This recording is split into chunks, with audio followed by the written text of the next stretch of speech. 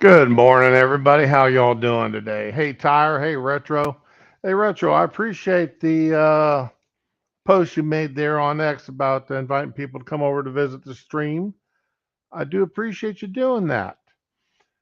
Okay, now actually, well, yes, I am late, but it's not because I was asleep. I've been up since. Well, actually, I overslept this morning. I didn't get out of bed until 4:45. I was 45 minutes late getting out of bed. Had to take the wife to the airport this morning. I got she's leaving me for a week. Well, for she'll be back on Friday night. So I'm batching it this week. I had to run her to the airport.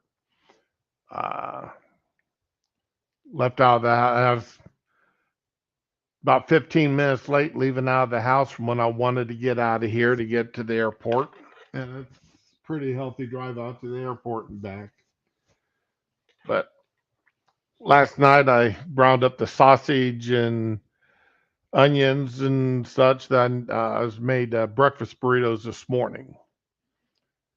That we could, rather than paying for that crappy, expensive food at the airport, I made breakfast burritos this morning.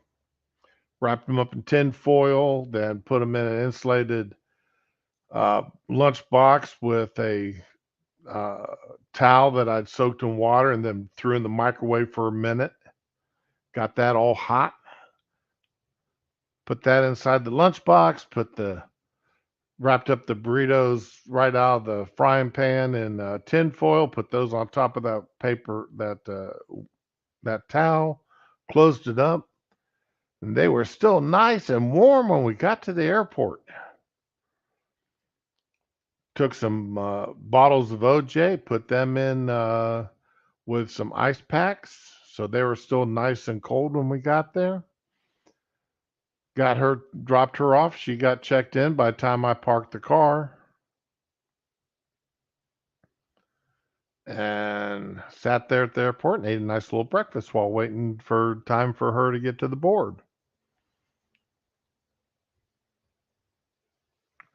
No, I don't. No, they don't have a Cinnabon. They don't have any of that stuff. It's the airport we go to, the closest airport. Now, if we drove an extra hour away, there's a bigger airport that probably has a Cinnabon. But ours just has a little coffee shop style place, and that's about it. And half the time you're lucky if they're even open. You can buy coffee over at the gift shop. They've got a instant machine over there, but something interesting I've never seen at the airport before, and I'm going to share this with you. Let me.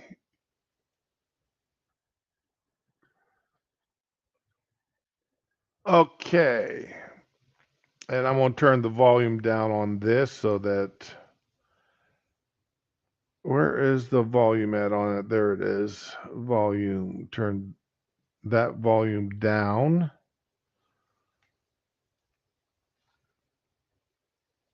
Reopen. Come on, where am I at here? I've never seen this at an airport before. And why is it not?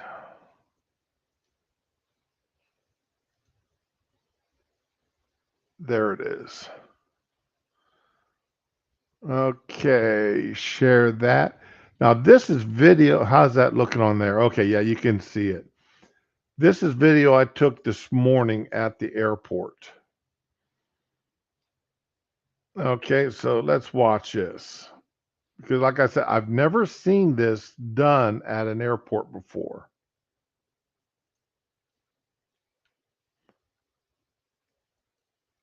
All right. Uh,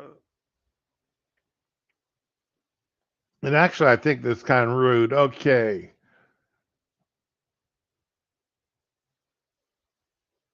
This is kind of neat. The thing, okay, they put their IDs in over here. You saw where he pointed. Let me back this up.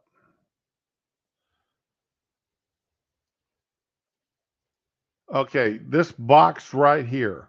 He's going to point for her to put her driver's license, her ID in there. Then he's going to tell her to look into this.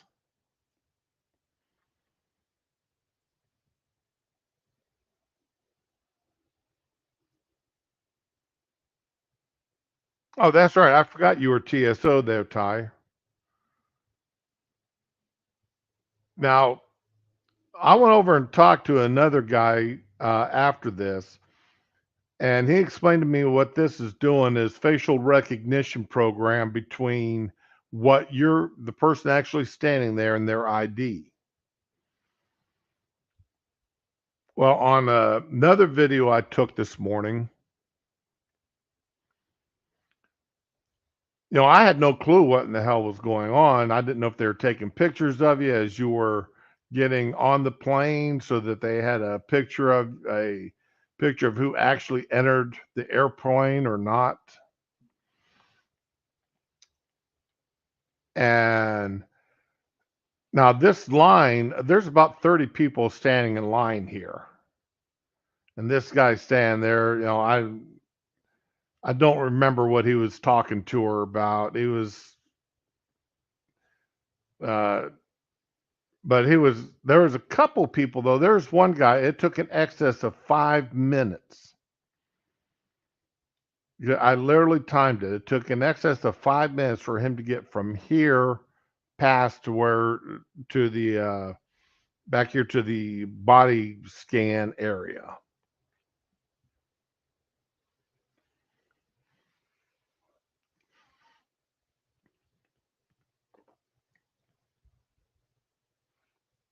And I'd never seen this. Well, last year this was not in place there at the airport.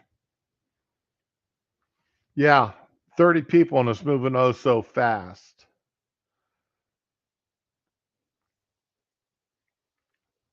Now oh yeah, I agree with you, Tyre. That's definitely 3 minutes too long. Well, you see how long it's taken him to do each person here. And this is just at a podunk little airport. This is not even a bit. And this, I just took this film footage this morning. I just recorded this less than 2 hours ago. At how long this has taken to get these people checked in. Now, this guy here, something between his ID and his plane ticket didn't match exactly. And this guy and the TSO agent, is making him go back to the airlines to have his ticket redone. Hey, Fury, how you doing today?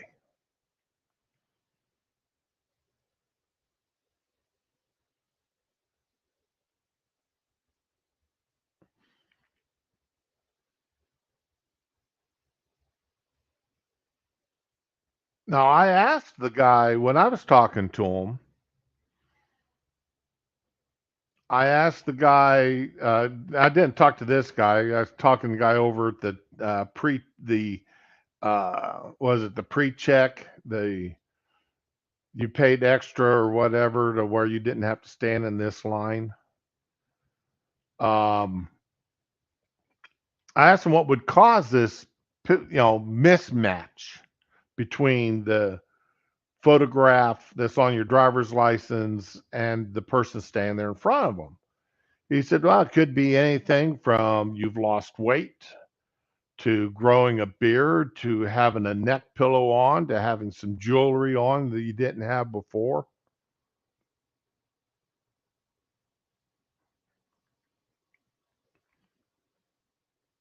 This little stick thing here, why don't they just have a sign? Place ID here. Look here.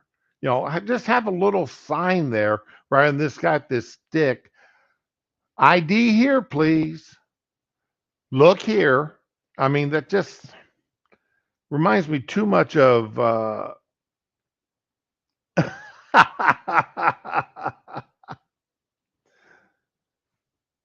My cat is stretched out on the one end of the couch, and the dog is stretched out on the other end.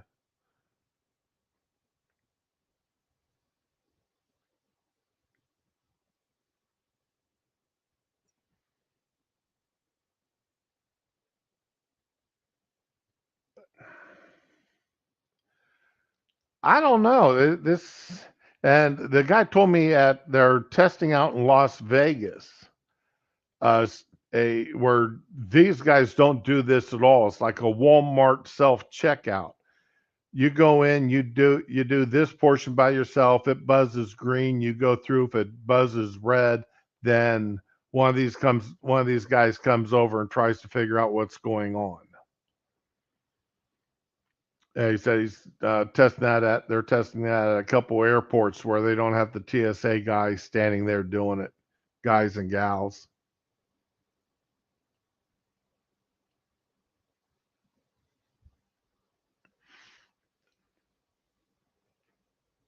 Yeah, you're right about that, Tyre. People don't read signs at airports. Okay, let me close that one. And let's see here. Which one is this? Nope, that's not the one I want. Is this one the one I want? The first one I did? Yeah. Now, this is the one that made me want to start recording what was going on at the airport. Come on, open up. Thank you. And let's see here. And let me share this other one.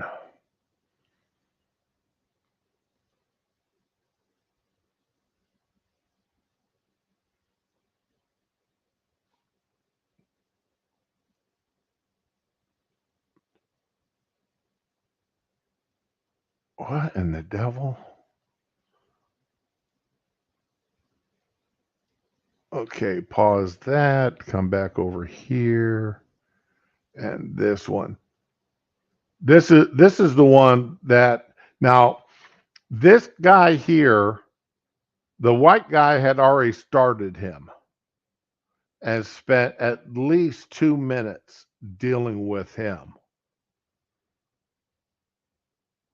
And then he called for the supervisor to come over. And then that's when this other guy come over and started working with him. Yeah, okay, I still got the volume killed. I just don't want, just in case the camera, my phone picked up something that it shouldn't picked up in volume wise. That's why I'm not doing this. Uh, I'm not playing the audio as to what was being said, just in case it picked up something that I didn't want to say. But I mean, just look how long this poor guy is standing here now.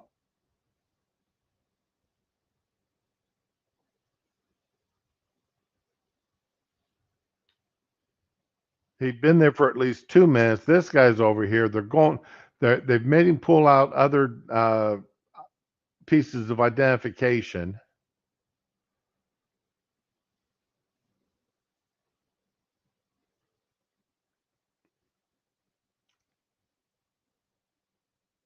Well, no, he had it. No, he had the ID that he slid into the box, in that funny little box there, Tyre.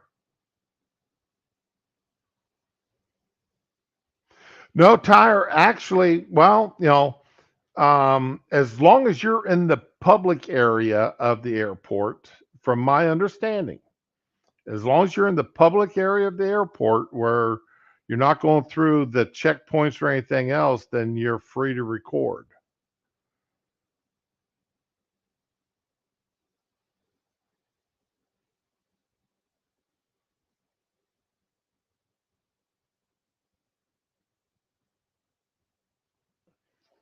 Yeah, I mean, I don't know. I just don't see where the guy is telling me this speeds up people going through and it's more, I can, I just don't see it being quicker. I'd hate to see what it takes to go through uh, at a major airport like Detroit or, my God, Atlanta. I'd hate to see what it would take to get through there, or Dallas, or JFK.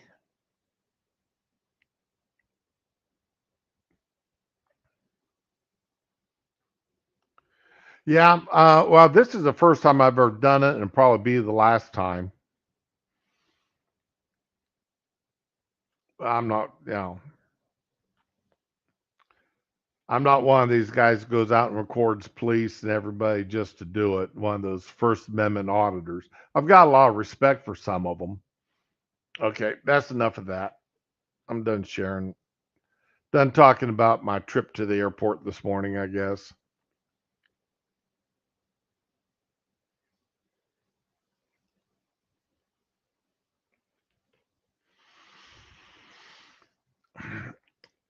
Fury, I think I'm going to have to disagree with you.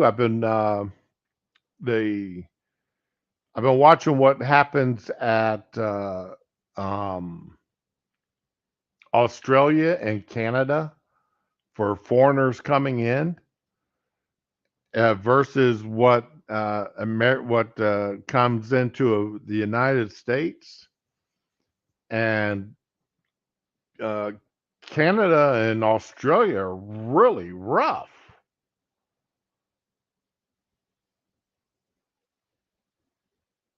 I just don't see it being much. I mean, much different.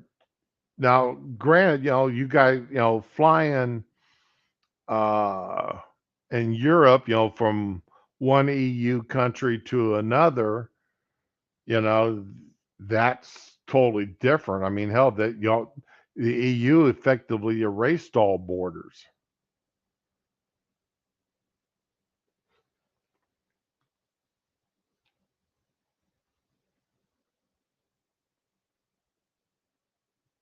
Canada, the Canadian is from the um, what's the name of that show? International Borders Canada. It's like the Australia, the International Borders Australia. The same type of program where they uh, they're at all the crossing points, all the flying, the where people fly in, take ships in, and then drive across, and particularly Canada, drive across the Peace Bridge into Canada, or the one there near the one in I think it's Washington State. They spent a lot of time there too when they were shooting those shows.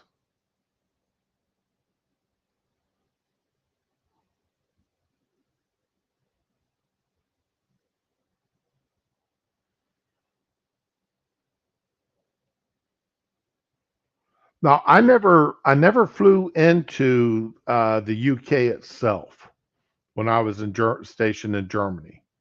But then again, I was active duty military, and when I went through the border crossings, I just had to show my military ID card and usually a set of orders, being either TDY orders or permissive TDY orders.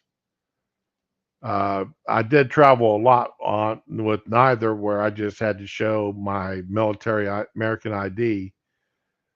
But still, I mean, it was again, and then again, also this was back in the 80s, 80 to 83. Hey, Wiley, good morning. So that was pretty easy to cross the borders. I only I only knew of one time, heard of one time, and that was a guy who purposely crossed at a border crossing that was not a highly trafficked one.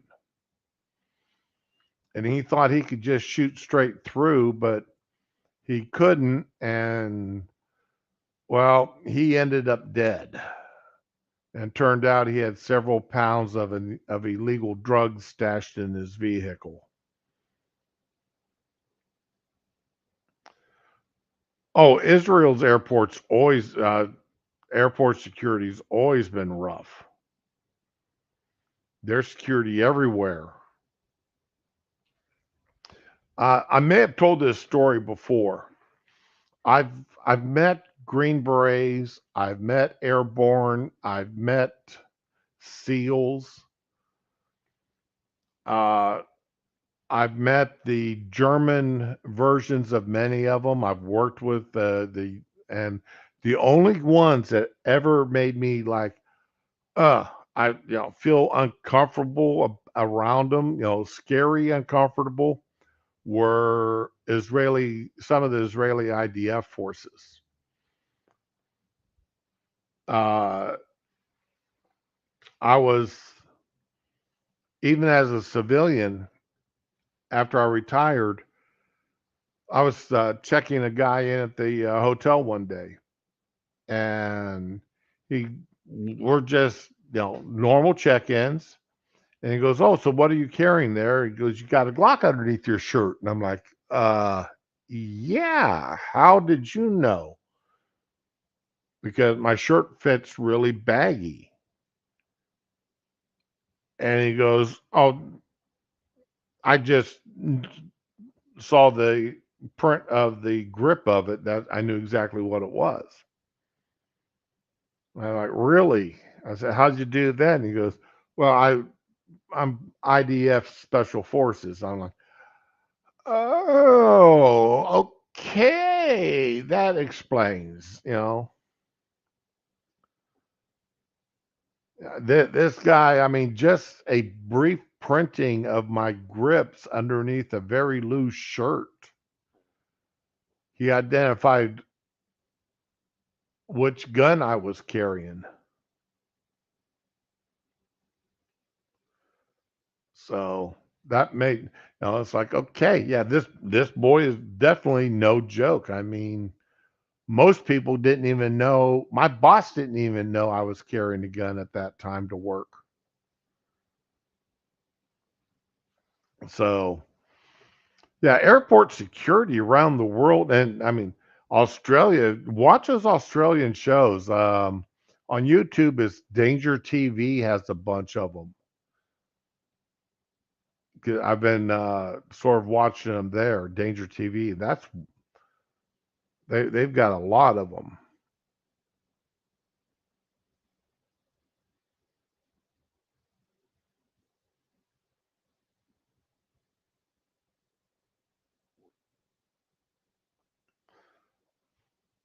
AF security forces.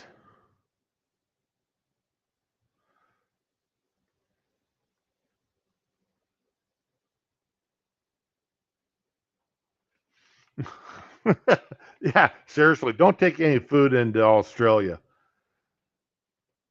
You know, don't have anything in your bags you do not want the public to see, because they strip your bags wide open. There's nothing that doesn't get looked at.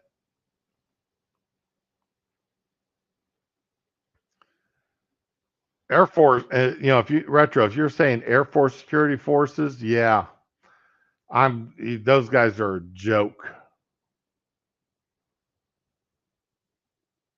The Now I'm going to go back to 79, 77. Yes, it had to be the summer of 79. Um, I was out at Luke Air Force Base, Arizona, and I worked on the flight line. Now, a procedure on the flight line was every morning after roll call, everybody would go and line up out on the flight line. And we would do what we called the FOD walk, or the FO walk. And you line up, hands distance, arms distance apart, and you walk up and down around every aircraft out there, in every aircraft in your section looking for anything on the ground. Washers, rocks, dirt, grass. If it was not asphalt or paint, you picked it up. If it wasn't part of the asphalt, you picked it up. Because you obviously didn't want the engines to suck it up and ingest it and damage the blades. And we had a sky cop out there one morning. We used to call him nervous in the service with a gun. That's what we called most of the sky cops. That he wanted to check everybody's line badges. Well, so a new guy is out there with us. His supervisor is escorting him. And this young guy did not like that at all. Did not like that this young kid was out there without a line badge, standing right next to his supervisor. And he held us all up, called for backup. The master sergeant, the E8, comes out to see what's going on, that we hadn't started the FOD walk yet. And this guy starts raising hell with him. Next thing he knows, this E8's on the ground. Then a chief comes out, and this dumbass puts the chief on the ground. And we're just all standing there going, what the hell? Put a damn little E2, E3, puts a E9 face down on the ground on the asphalt. That is not a good thing to be doing for your career. Granted, the cops got the authority to do that. But you don't, unless you got damned good reason.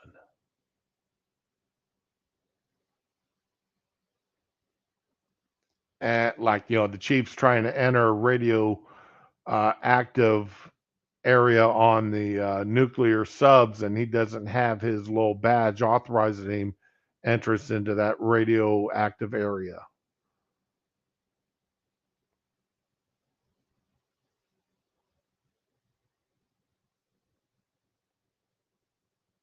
So,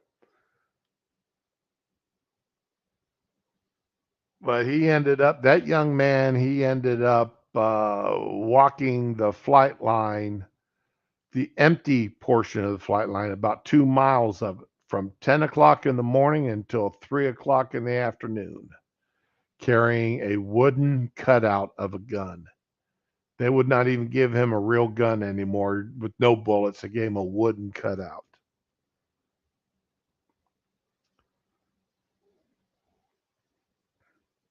Yeah, my wife, where my wife is going, let's see, what's the temperature here right now? The temperature here right now is 62, and where my wife is going is 32. So she's heading into a 30-degree temperature drop. She'll be arriving there here in about 3 hours.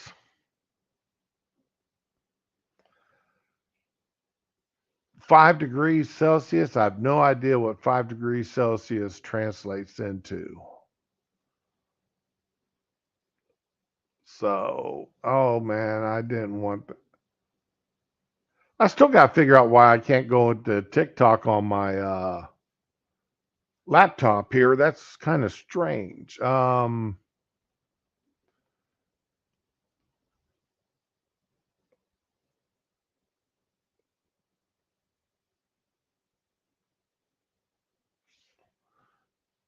Celsius to Fahrenheit. Let's see here. 41 degrees. Wow, that's warmer than the 41 degrees Fahrenheit. That's warmer than what it is where my wife's going. So,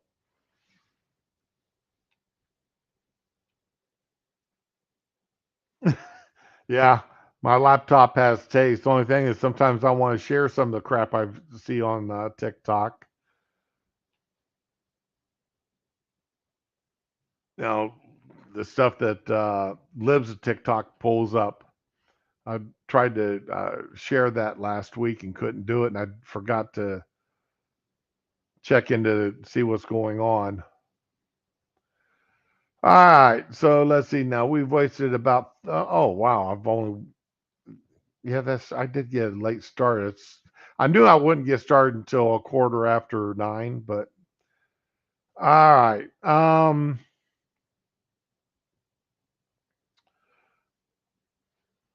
Let's start here with the news. Old news, but I want to get my 2 cents worth in. Y'all know how much I hate the media, especially the news. And we've all seen what the newspapers and everybody else has said about President Trump and his bloodbath. Oh my God, he's talking about killing everybody. It's his people. If he's not elected, his people are going to riot. Yada yada yada yada. We've all seen how they've done that.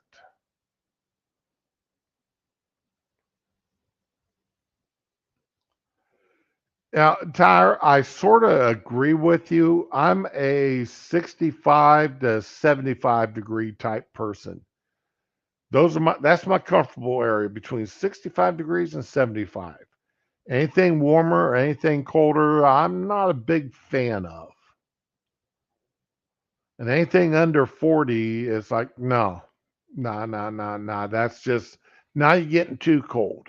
I mean, I can always sit on the couch and cuddle up in the blanket or cuddle up next to the wife. But at 32, even she's too cold to cuddle up next to. And she's going to hate me for saying that, but that's. Fortunately, she doesn't watch my streams, doesn't listen to them, so she doesn't know what I have to say. I do not like 85. Anything over 75, maybe 78, and I'm done. I do not like it. I do not go out in the sun anymore.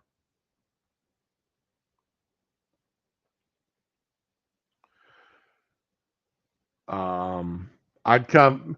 It's remember, Tyre. I worked out on the flight line uh, in Arizona, in Germany, and here in Florida. And even when it tops 100 degrees, you've still got to be out there doing the work. And I would come home absolutely drenched in sweat and have lost 5 pounds just liquid weight throughout the day, no matter how much water I drank at work, how much Gatorade I drank at work. Uh, that was absolutely miserable. I hated it. And I never want to have to suffer through that again because that's just too much. That's too much. I don't want to do it.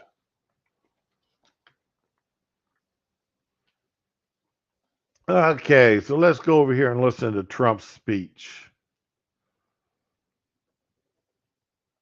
And make sure that it's shared right. Yep.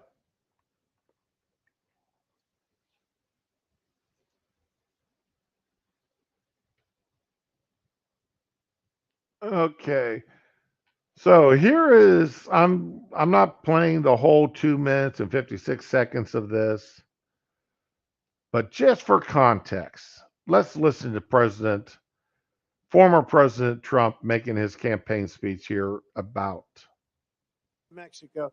China now is building a couple of massive plants where they're going to build the cars in Mexico and they think that they're going to sell those cars into the United States. All right. First of all, let's just start with this. Mexico. Why are you allowing China, of all countries,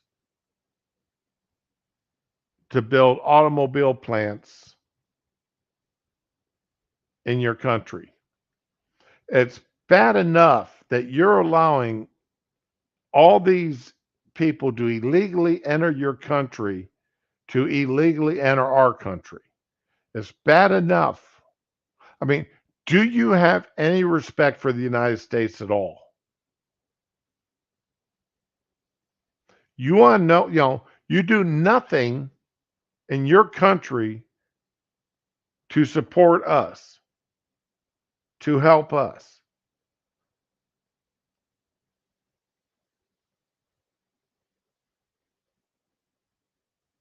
Let's look at what Mexico does. Seriously, what does Mexico do to even to show us any kind of respect, to show the United States any kind of respect?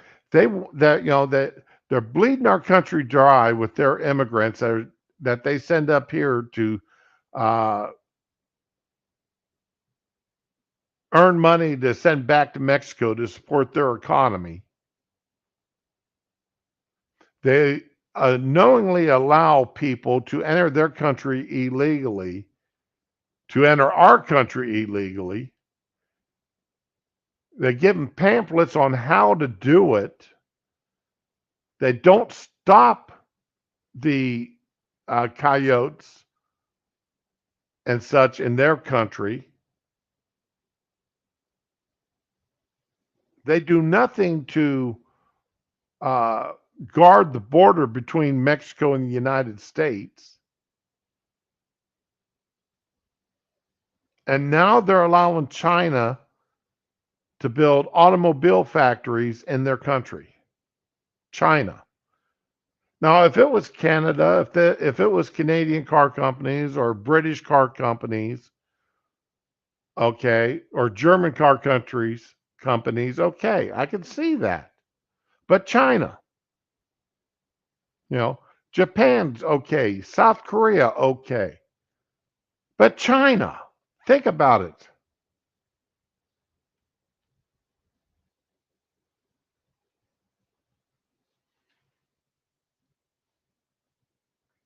With no tax at the border. Let me tell you something to China. If you're listening, President Xi, and you and I are friends, but he understands the way I deal, those big monster car manufacturing plants that you're building in Mexico right now, and you think you're going to get that, you're going to not hire Americans, and you're going to sell the cars to us. Now, we're going to put a 100% tariff on every single car that comes across the line, and you're not going to be able to sell those cars. If I get elected, now, if I don't get elected, it's going to be a bloodbath for the whole. That's going to be the least of it. It's going to be a bloodbath for the country. That'll be the least of it.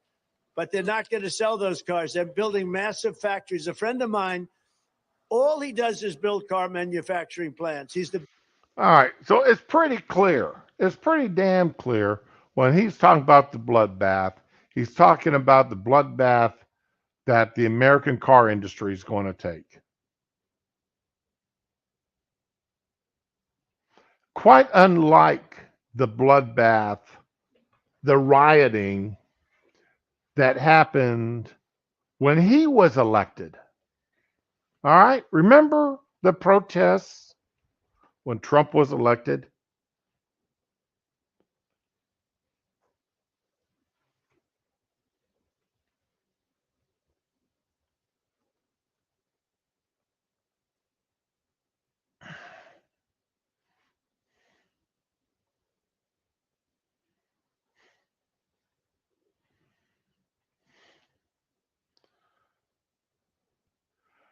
Okay, we'll just take a look at this here.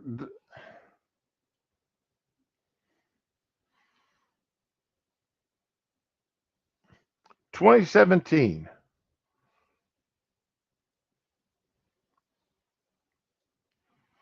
Trump inauguration protest damages parts of downtown Washington.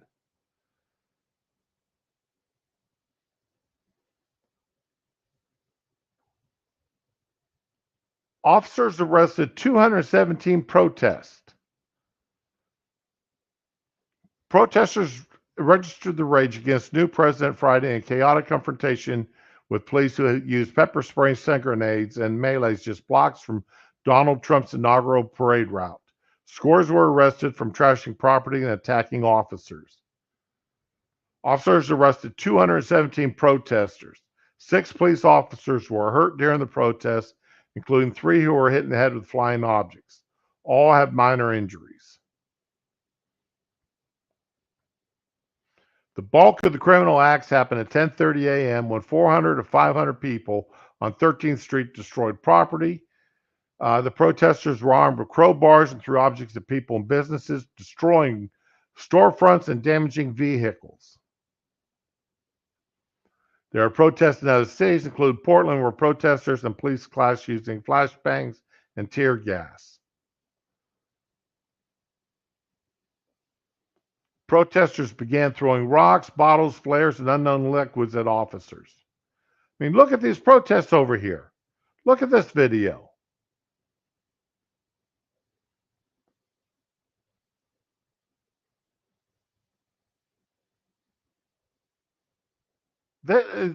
Conservatives, this was protests in country and cities across the country in 2017 when Trump was Trump's inauguration.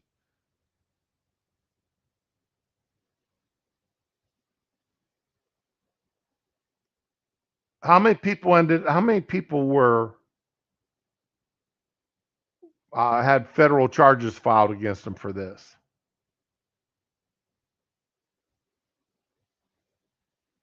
New Orleans, people arrested, officers injured.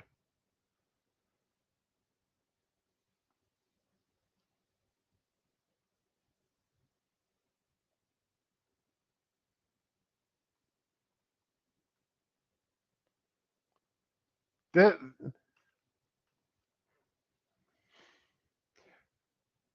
real bloodbath always happens from the left. When the left is protesting, that's when people get hurt. That's when there's people hospitalized.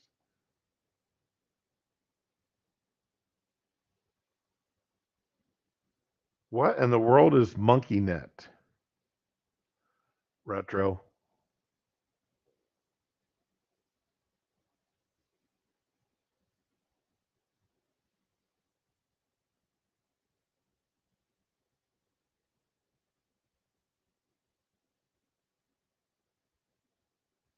Yeah, that's it, Fury. You know, they're morally correct. Well, who was that? AOC. She said she'd rather be morally correct than factually correct.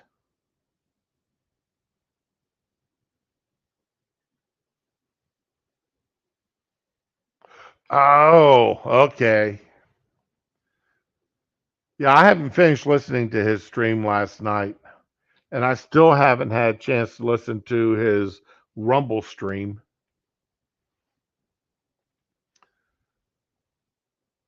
When I'm done with my stream, when I'm done with this stream today, I've got to do my infusion because I came home from dropping the wife off at the airport and immediately started up the computer. So I haven't.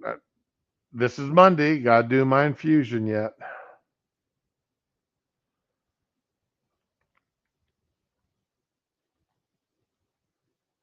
Anyway, stop sharing. Anyway, we have allowed the media,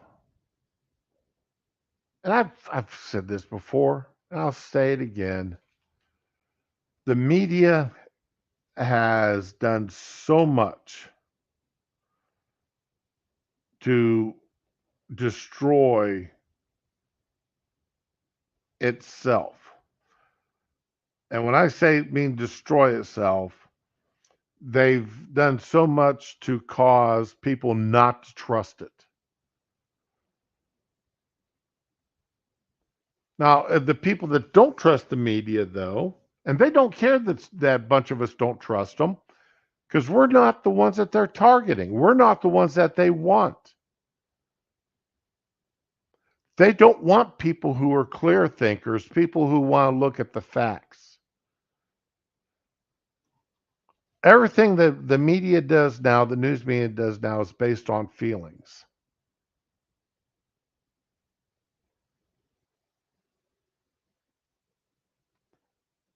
Or facts that don't matter. Oh, Trump lied about a mile high of hamburgers.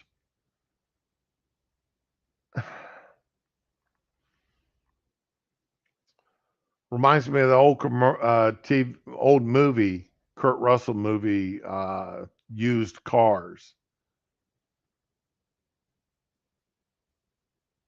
where they had to, they're being sued over false advertising, and they had to have a mile's worth. Somebody edited a commercial saying that they had a mile of cars on their lot. And the judge had to go out and measure all. They had to go out and measure all their cars, and it was the license plate dropping at the very end that gave them their mile, because they were just like 2 inches short of their miles worth of cars. That was a good comedy movie, and a friend of mine, his Mustang is in it. That was filmed outside of Phoenix for the most part.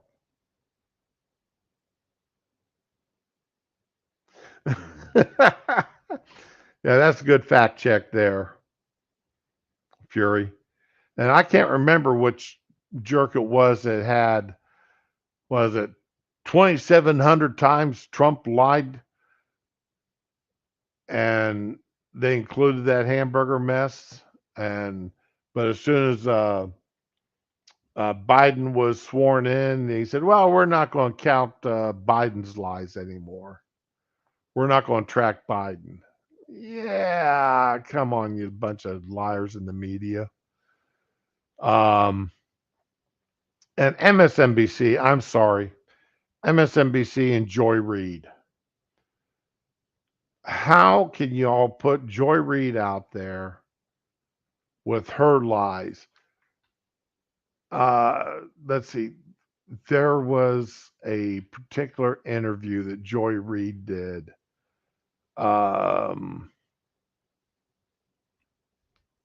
Okay, I've got to look this up now. Joy Reid was interviewing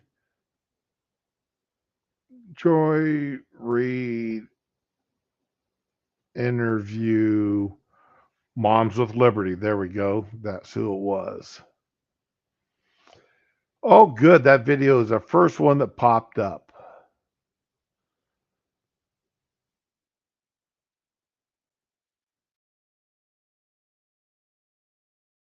Okay.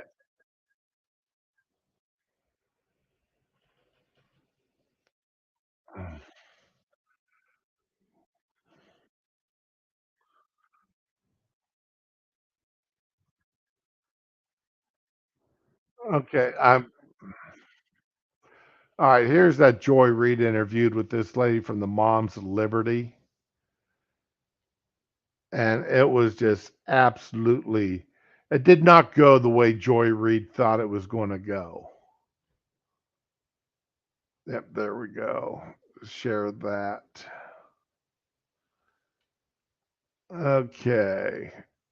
Like Moms for Liberty. We're not going to talk like Moms for Liberty. We're going to talk specifically Moms for Liberty. Absolutely. So I'm happy to have this conversation with you, Joy. Absolutely. But we're going to be specific about the actions of Moms for Liberty. Oh, 100%. Because I can't be possibly responsible for every single parent in But America, your organization is the lead. You're the leading organization that's doing this. You have chapters all over the country, and other organizations are following your lead. And PEN America has listed, they have posted the list of books that have been removed from shelves as a result of these activities. Let me just read you a couple of them. All right. Now, listen to the books that the Moms for Liberty are wanted pulled, are books that I would want pulled for the most part. Books dealing, for preteens on rape and incest,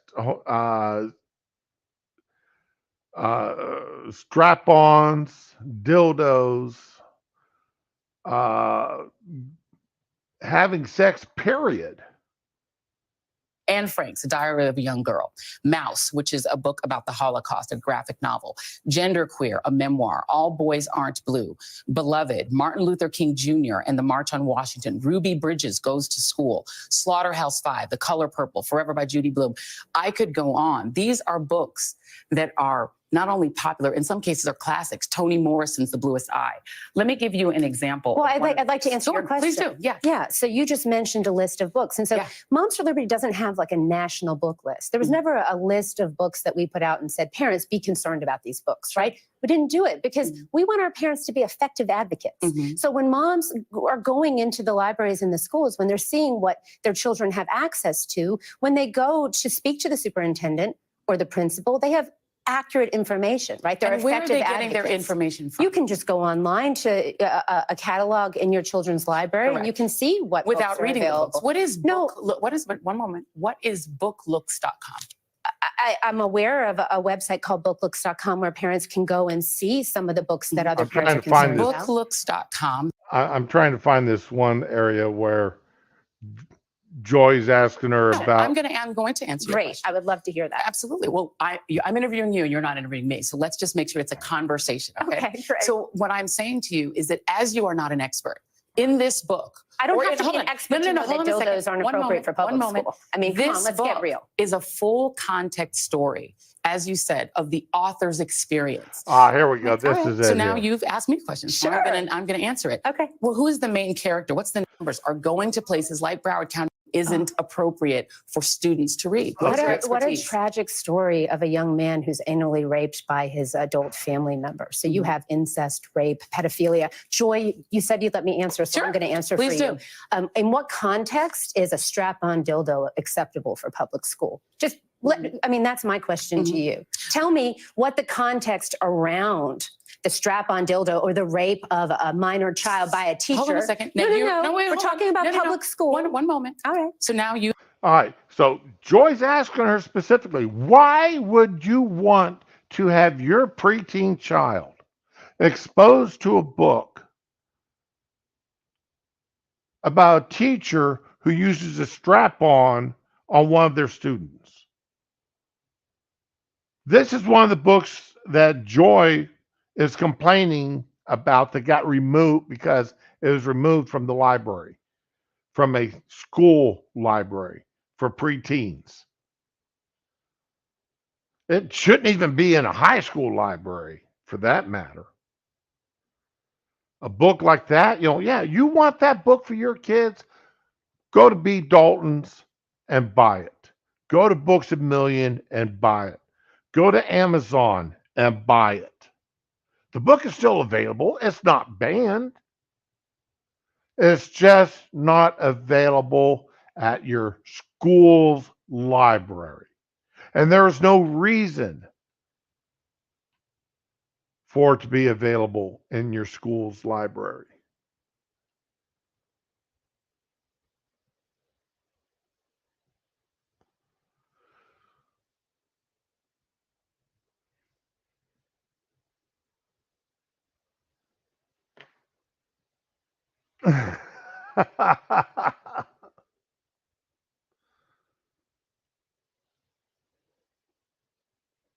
I'm sitting here looking at your stuff. Yeah, Playboy's in the elementary school library. Well, why would you want to have this in your library? Why? And why would a school advocate? And what's even worse is, why would a news organization like MSNBC be advocating for a book like that to be in your library? Why?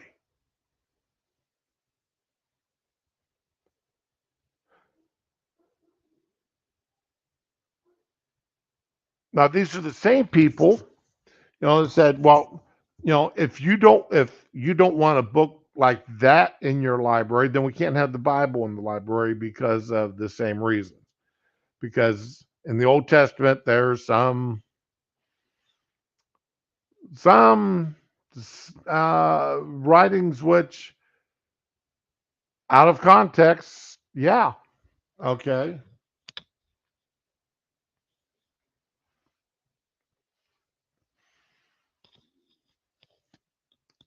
But they'd never wanted the Bible in the libraries anyway. The same liberals never wanted the Bible in the library anyway. But they want the Quran in there. Okay, but anyway.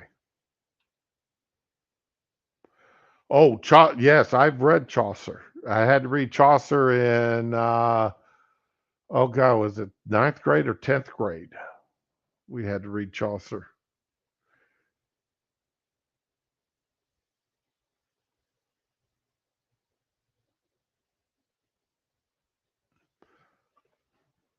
I don't tire. Okay, books in the library are usually not taught out of. Okay. Um,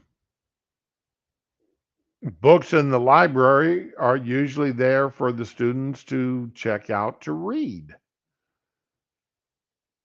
not necessarily to be taught out of. Most of the books I checked out my my junior high, elementary, and high school libraries weren't for class assignments. They were there for me to read on the school bus.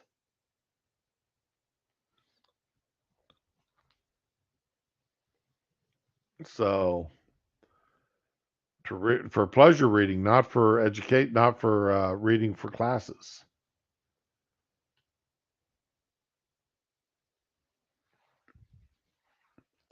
Okay, so where am I?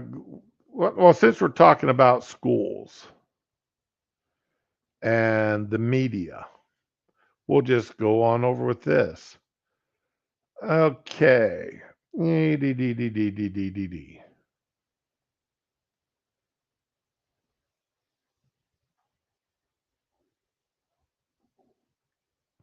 Well, not schools, churches. Well, this guy's a church teacher. So we'll go there. Share this one here. All right. Maryland church teacher accused of sexually abusing at least 4 girls. 33-year-old Irvin Giovanni Alfredo Lopez targeted at least 4 girls between 2016 and 18 while he was a teacher at a church in Durwood. Maryland man faces several counts of sexual abuse for allegedly preying on children at a church where he taught for years.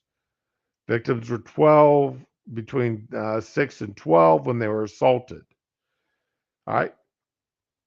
Now, personal opinion, this man should be fed into a wood chipper 6 inches at a time, 6 inches a day.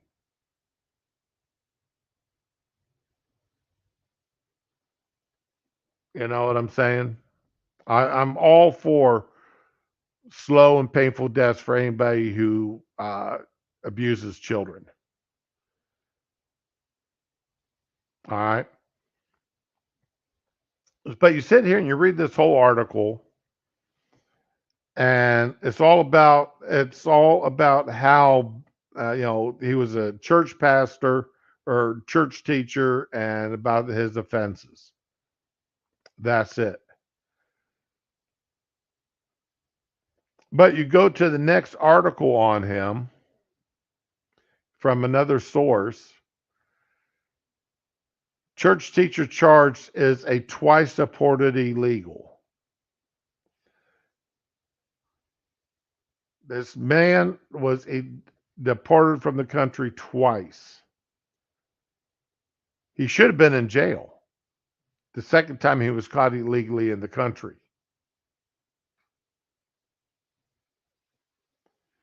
He should not have been released to be deported the second time. He should have been imprisoned. And once again, I would push hard for anybody who's being hired in this country to be required to be run through E-Verify. And if they're an illegal alien, they should not be able to be hired by anybody. Anybody who has entered the country illegally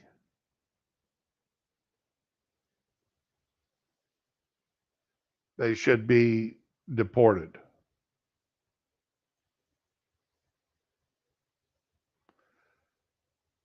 Retro, okay. Remove the hands, remove the feet, remove the genitals, remove the eyes.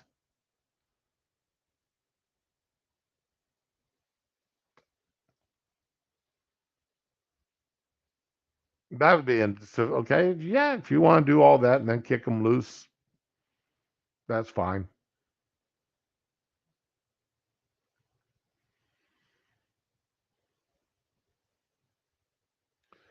Oh, I'm sorry, Tyra. I didn't see your request for links there until it was too late.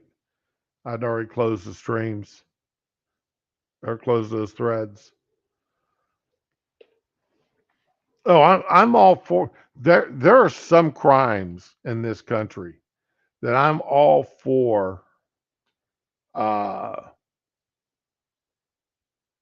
doing permanent physical damage to them, and as slowly and painfully as possible. I'm all for it. Just make them dead or make them suffer. Make them suffer as much as humanly possible.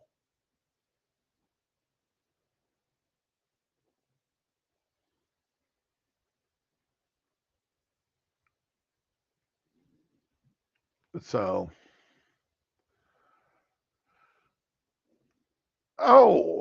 okay. And why did I not see this earlier? Okay, because this has been perfect. Looks like Elon Musk spanked Morning Joe this morning. Let me share this real quick. Spanked him so hard that Morning Joe deleted his post. Joe Scarborough at Joe NBC. Donald Trump's America, and he is proud of it. Promises another bloodbath if he loses again.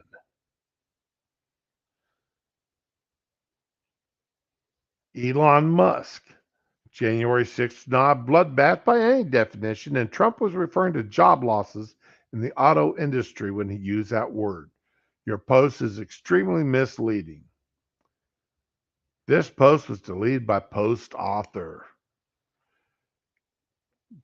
Oh, I like it when Joe gets spanked. Now, we all know Elon didn't actually post that himself, or I'd be surprised if he did. To me, that's more somebody did that for Elon.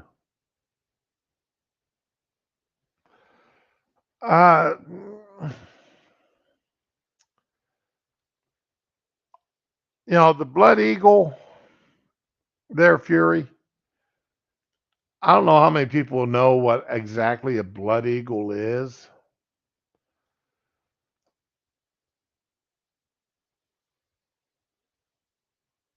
But I don't know how many people would actually live long enough to make it to the full Eagle.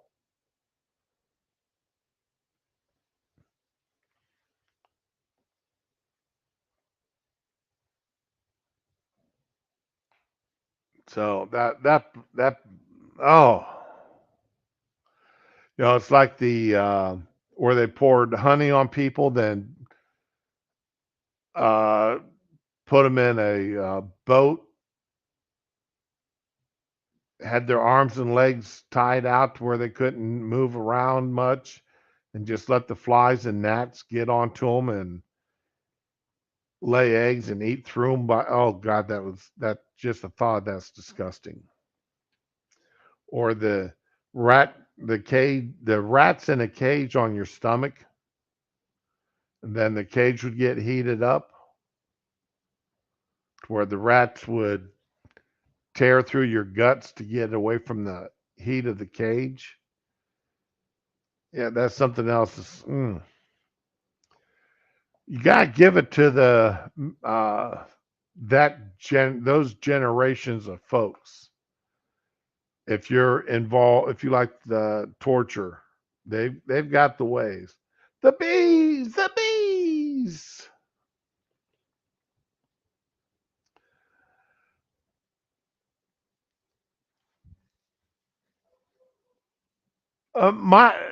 Seriously, the only thing about that is unless you're allergic to the bees, because bees die once they sting you. They're not like hornets. When a bee stings you, they die. Oh, I'm not familiar. Oh, the brazen bull. Yeah. Um, the the you unless you're allergic, you're not good. Yeah, yeah. Because I could see if it was hornets in there, because the hornet stingers are smooth, so they can sting you multiple times. But bee stings you one time, and because their stinger is barbed, it literally kills the bee.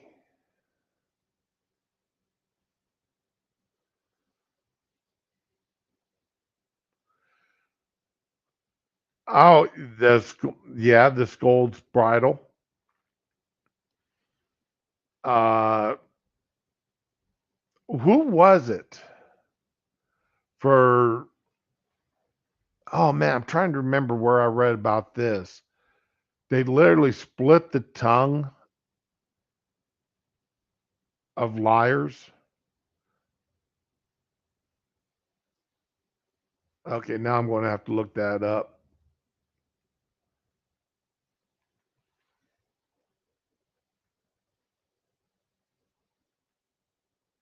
Split tongue for lying.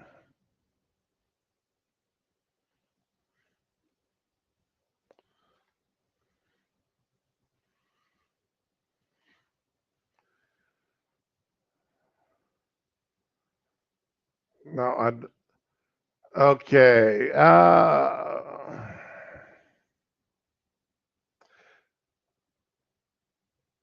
Oh, it's from out of the Bible. Okay.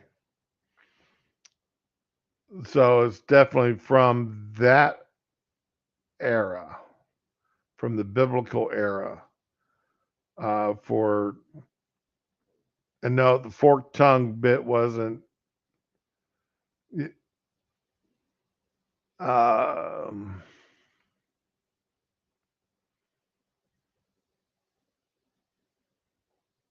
let's see here.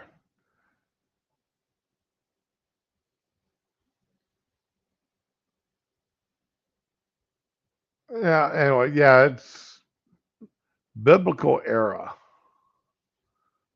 Uh, so that's okay. Learned something new there.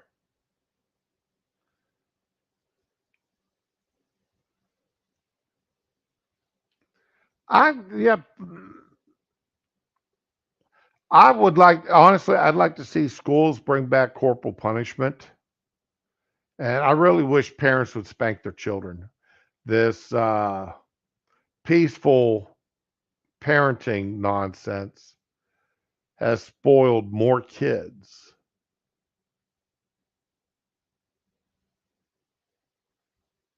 than were ever damaged by proper spanking. I'm not talking beatings.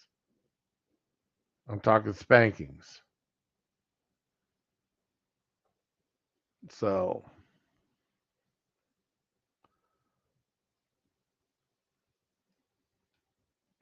I was watching a video the other day where a child was allowed in public to just stand there and scream and holler their head off.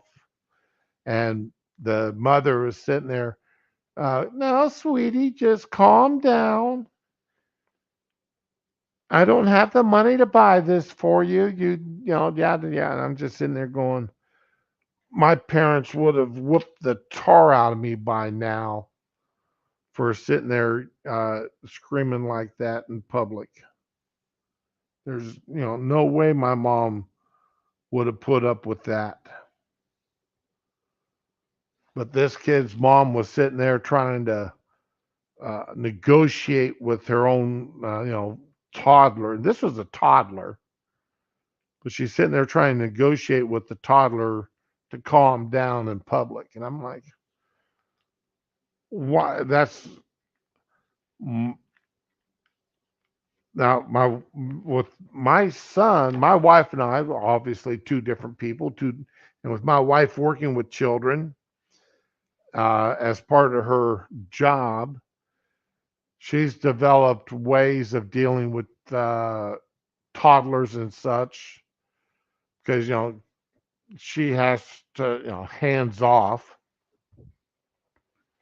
But it was amazing how my wife would sit there and be talking to my son, telling him to do something.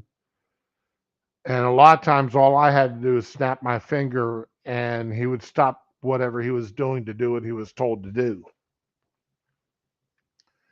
Because he knew that when daddy stepped in, business was meant.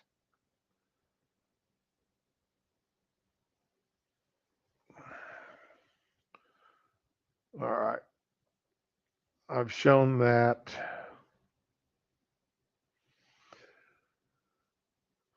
Since we were doing immigration anyway, or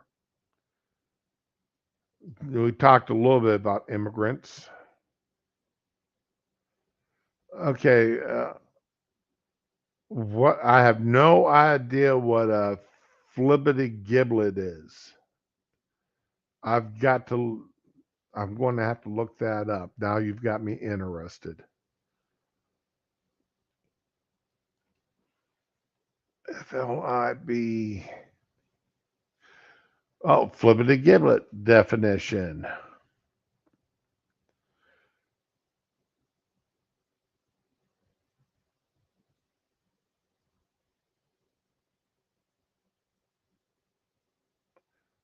Gossip or chat is also okay. You've really got me confused here now because it doesn't even look anything. All right. Flibberty Gibbet.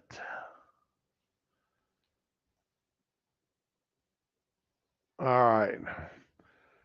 One of many incarnations of Middle English word flibbergibbet, meaning gossip or chatterer, is a word of onomatopoeic origin created from sounds that are intended to represent meaningless chatter. We use Flibbertigibbet and King Lear as the name of the devil. Use never caught on, but the devilish connotation appeared 200 years later when Sir Walter Scott used it as the nickname for an impish urchin in the novel Kenilworth. The impish deriving from Scott's character was short-lived and laid to rest by 19th century's ends, leaving us only the silly, flighty person meaning.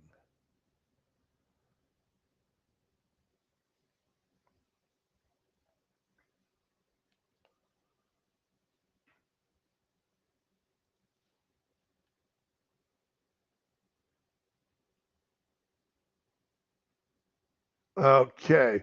Fury, it had been a long time since I've seen that word. That's why I had to look it up.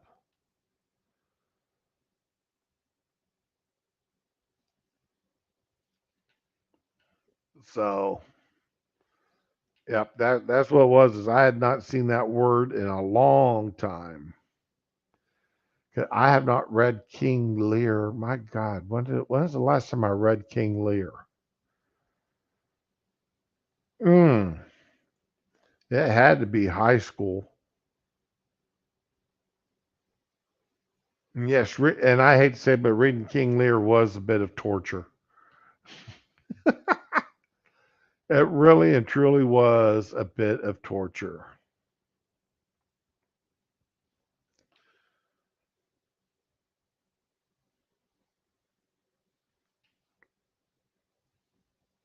Now, silly season is nearly upon us.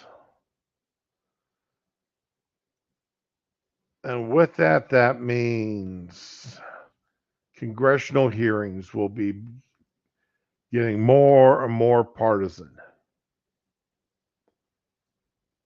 But sometimes the truth accidentally gets spoken by one side or the other, by the side you would not expect it, such as this. Senator Ossoff. Thank you, Mr. Chairman. Thank you to our panel. Director Ray, I believe you noted this earlier, but do you share my view that the threat of terrorism associated with unlawful entry through the southern border poses a serious threat to U.S. national security? Yes, I've testified repeatedly that we are concerned about the terrorism implications from potential targeting of vulnerabilities at the border.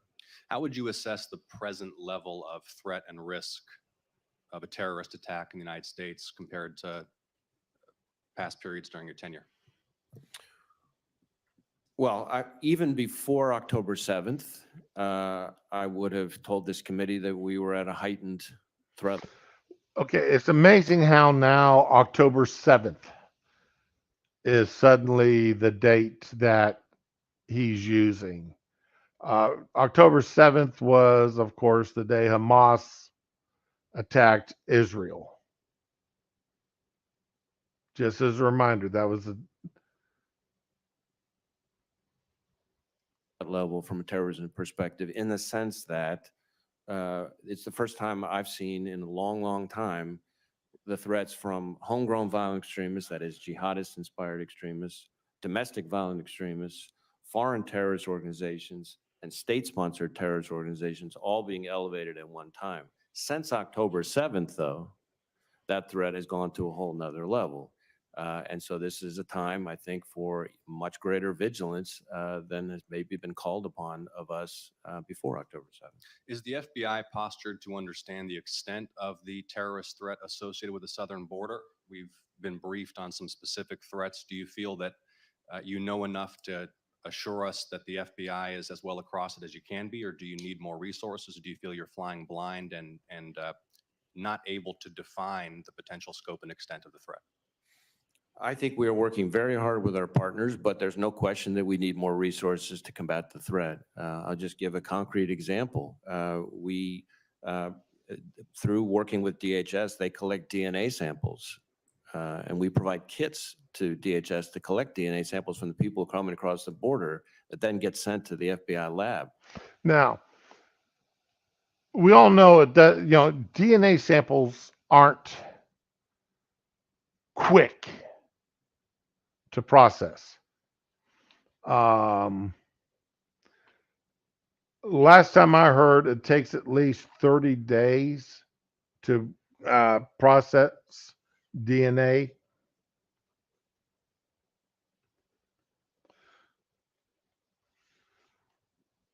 Okay, let's see here. DNA processing is 3 to 12 weeks.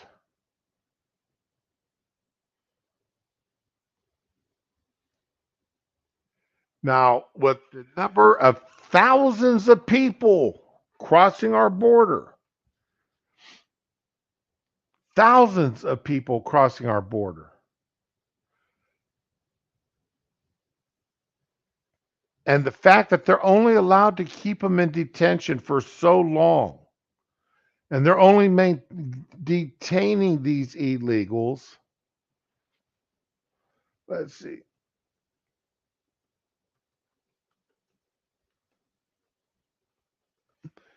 All right. Let's see here. Let's see, just 6.5 million encounters at factcheck.org. DHS is saying that they've 6.5 million have been detained at the border. Okay. And that they are only being maintained. Let's see here. How long are they saying? I'm looking through, trying to scroll through this article real quickly. 2.5 million have been released.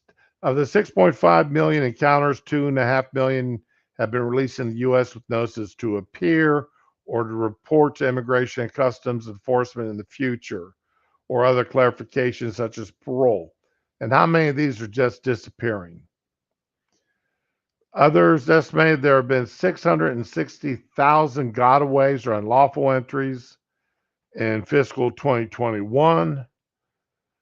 All right, let's up that by at least another 0 since then. So let's call that another 6.5 million. All right. These people aren't maintained at the border for long. They're not detained for long.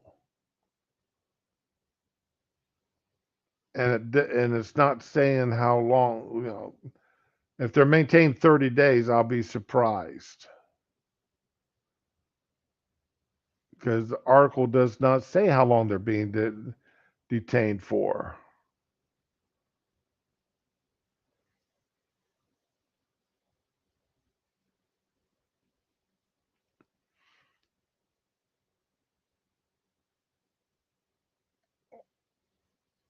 Okay.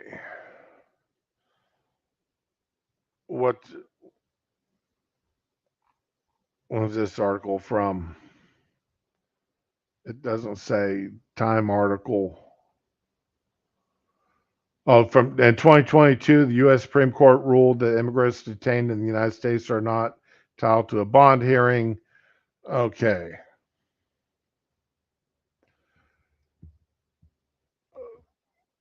Okay, technically, anybody in detention can be held indefinitely.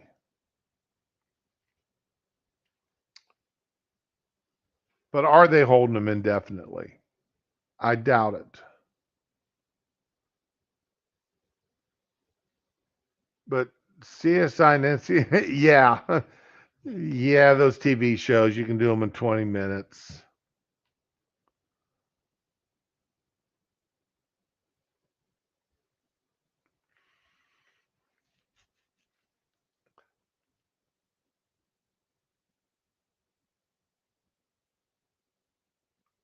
We don't know how many terrorists, I mean, now Chinese, one of the largest groups they're finding entering our southern border now are Chinese men. Why? How are these men escaping China and making it all the way from China to Mexico to come across our southern border? How is this happening?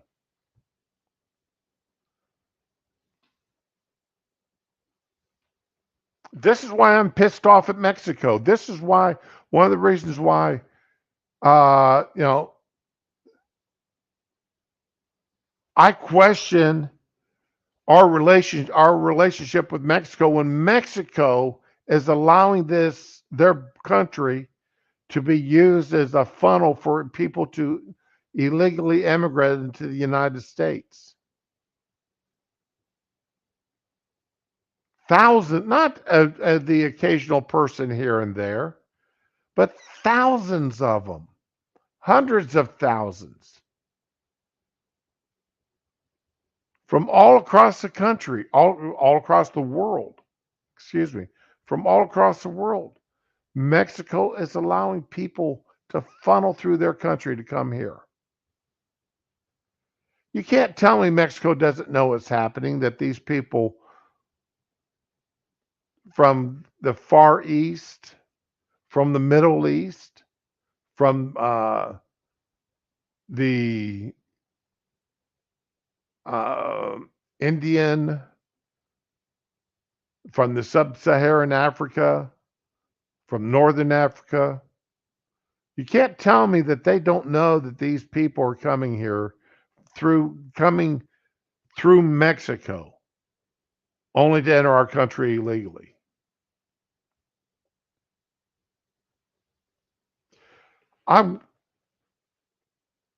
Maybe I've missed the hearing where somebody has asked one of our Mexican diplomats or Ray or Mayorkas or Dingleberry over at the FBI, Garland, why somebody hasn't asked these people, what have y'all done to work with Mexico to stop the illegal immigration into their country, or people using their country as a pipeline to get to our country? What have you done with your Mexican counterparts to stop all this illegal immigration from other countries? Not just Mexicans, but other countries.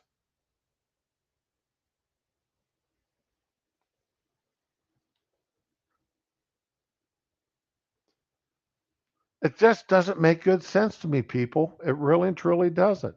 I don't know why this is allowed to happen.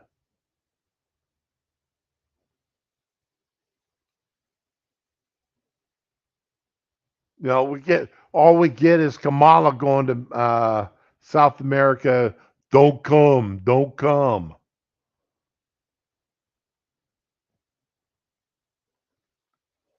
We get Mayor Adams and whoever the mayor of Detroit or Chicago is sitting there saying, we need more federal funds to handle all the illegals that are being sent here by those evil Republicans in Texas.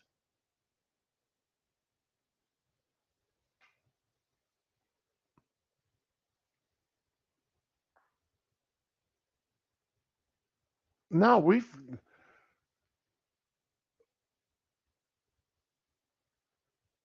if anything, we should be working with Mexico to stop this pipeline.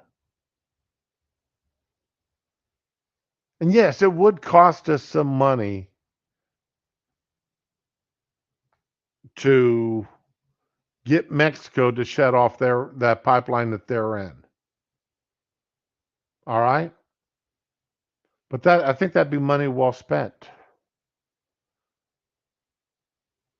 As well as, beefing up our own border, build the wall.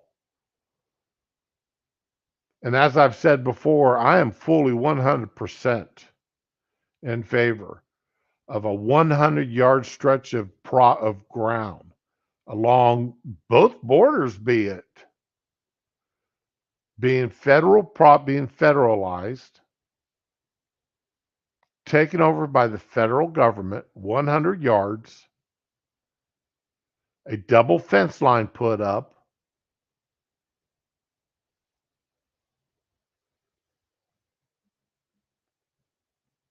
and it being controlled by the federal government and patrolled constantly by air, by land, and by water.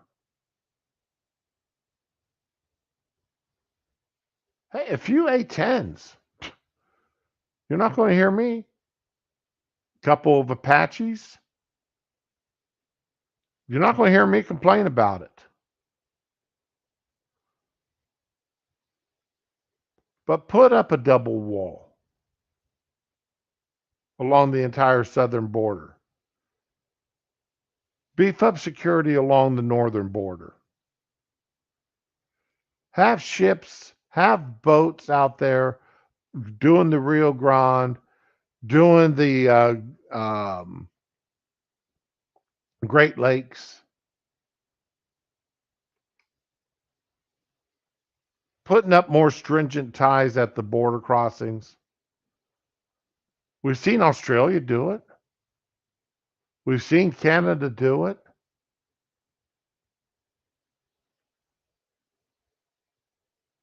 That's what we need to be doing. And when the liberals sit there and say, but the Statue of Liberty, the Statue of Liberty isn't in the Constitution.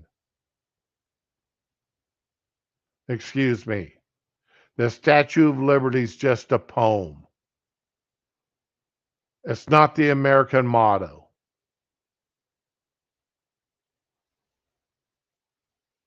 And since y'all love tearing down things, let's tear down that poem off the base of the Statue of Liberty.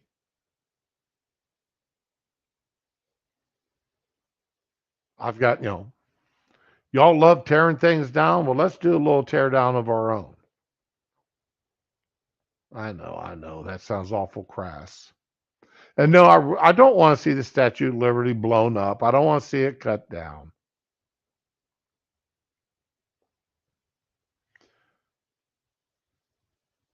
But realistically, that Statue of Liberty, okay,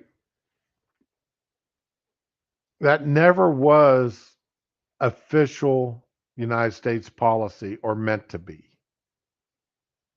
Or was it meant to be? I don't care how much the left misused and abused the poem at the base of it. Okay. All right, what else here?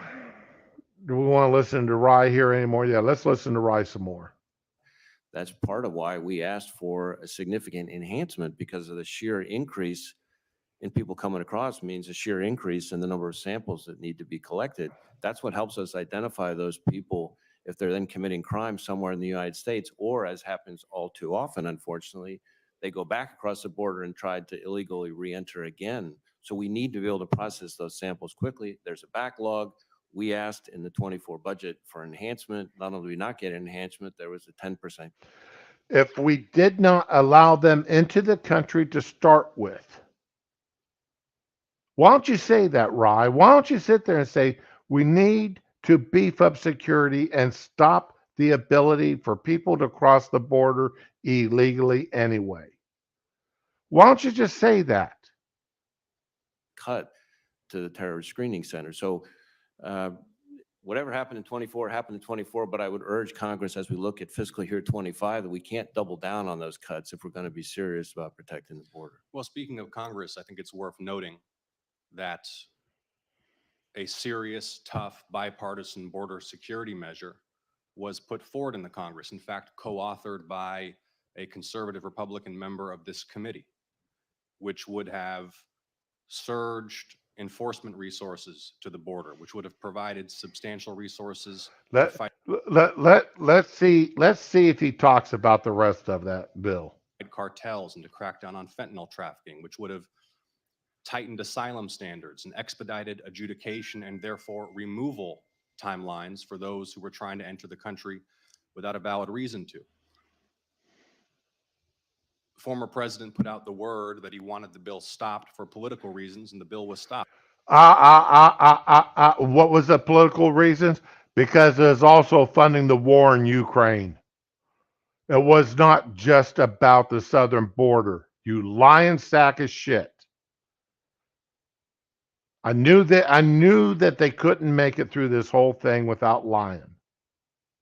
In fact, not only was the bill stopped in the Senate, it was denied even a debate on the Senate floor. And this speaks to the corrosive impact.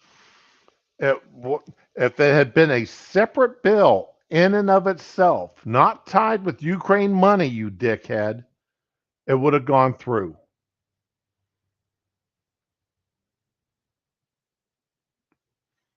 Oh, okay.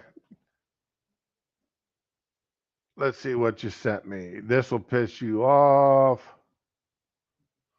Oh yeah, is this they're doing it again? They tried this once before.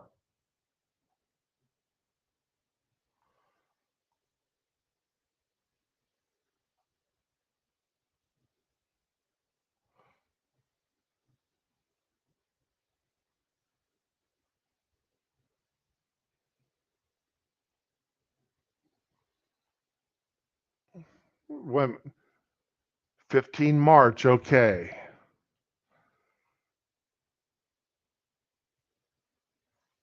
All right. Okay. All right. Let's go to it. Let's read this article. I got no problem jumping tracks here. Over 140 House Democrats demand the ability to block veterans from purchasing guns. More than 140 House Democrats are demanding the ability to bar veterans from gun purchase and ownership under certain circumstances will be added back to the Military Construction Veterans Affairs. Now, see, this is a poison pill that'll kill this bill, and then the Democrats will sit there and say, just like this other guy was, well, we tried to help the veterans, but the Republicans blocked it. Why? Because of bullshit like this. For decades, the VA has been reporting veterans to the NICS for mental issues and such issues as include using a fiduciary to handle one's VA benefits. But this year, the Clinton-era gun ban was rolled back in the Senate by an amendment put forward by John Kennedy, one of my favorite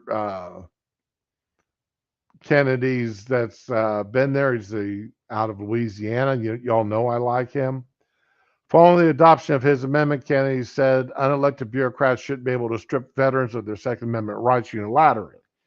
The Senate did the right thing for veterans and all freedom-loving Americans in passing my amendment today. Democrats in the House are crying foul, demanding the gun ban be added back into the appropriations bill. Okay, let's see. Can I blow that up? I like the GOA. Okay.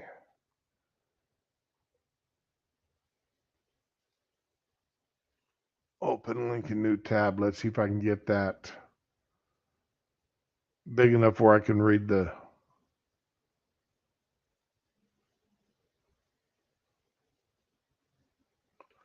Okay, I don't think I can get this big enough to read. Let me share this tab and see.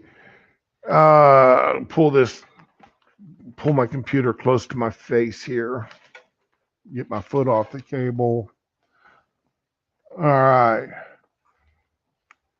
Dear Secretary McDonough, as members of the Gun Violence Prevention Task Force, we are deeply concerned with Section 413 knows the Kennedy Amendment, which was included in the Senate-passed appropriations bill for military construction, Veterans Affairs and Related Agencies Appropriations Bill, and later included in the minibus for 6 of the 12 government funding bills. The Kennedy Amendment rolls back 30 years of common sense, precedent, bullshit, and practice which ensures veterans who are deemed to be mentally incompetent are added to the National Instant Criminal Background Check System, NICS.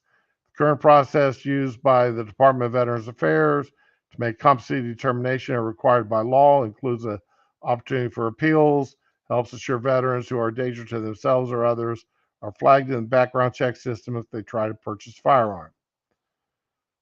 At a time when veteran suicide remains a terrible crisis, which 22 a day, it is a crisis.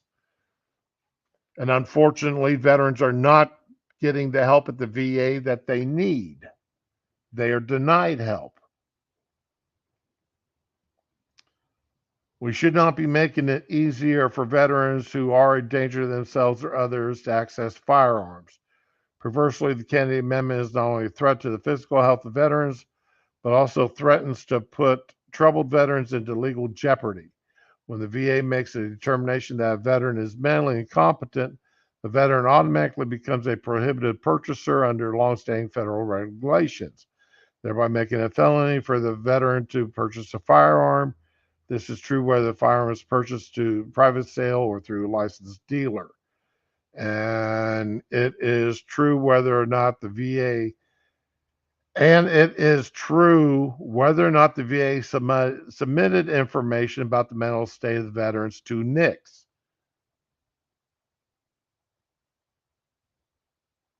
Oh, so even if the VA doesn't submit the information that to NICS, the veteran should be denied anyway. We urge the department to take several actions to protect veterans. First, we ask you to consent to create an automatic process to seek judicial order for the Veterans Department to fund judicial order for the veterans the department has found to be mentally incompetent for the purpose of appropriately adding them to the NICS background check system. Second, we request the department to complete a study on veterans who are determined to be mentally incompetent and the veterans who die by suicide or involved in incidents of gun violence.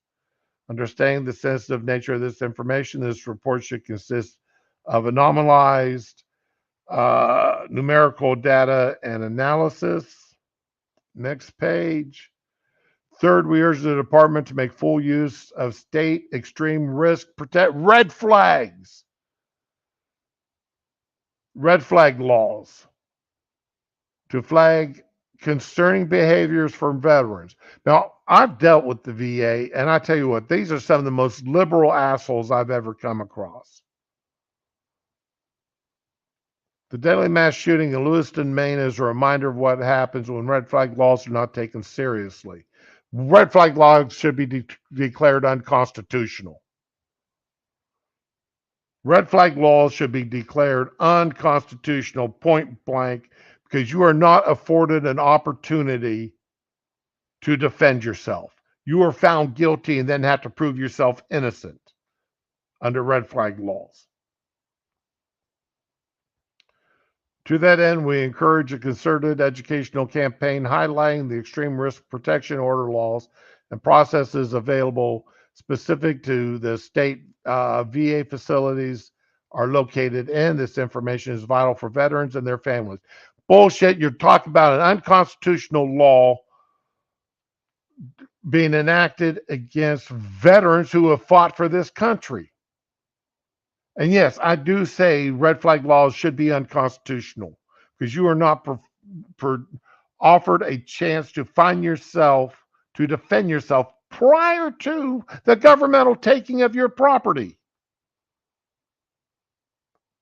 The Kennedy Amendment is dangerous for vulnerable veterans. It makes our communities less safe.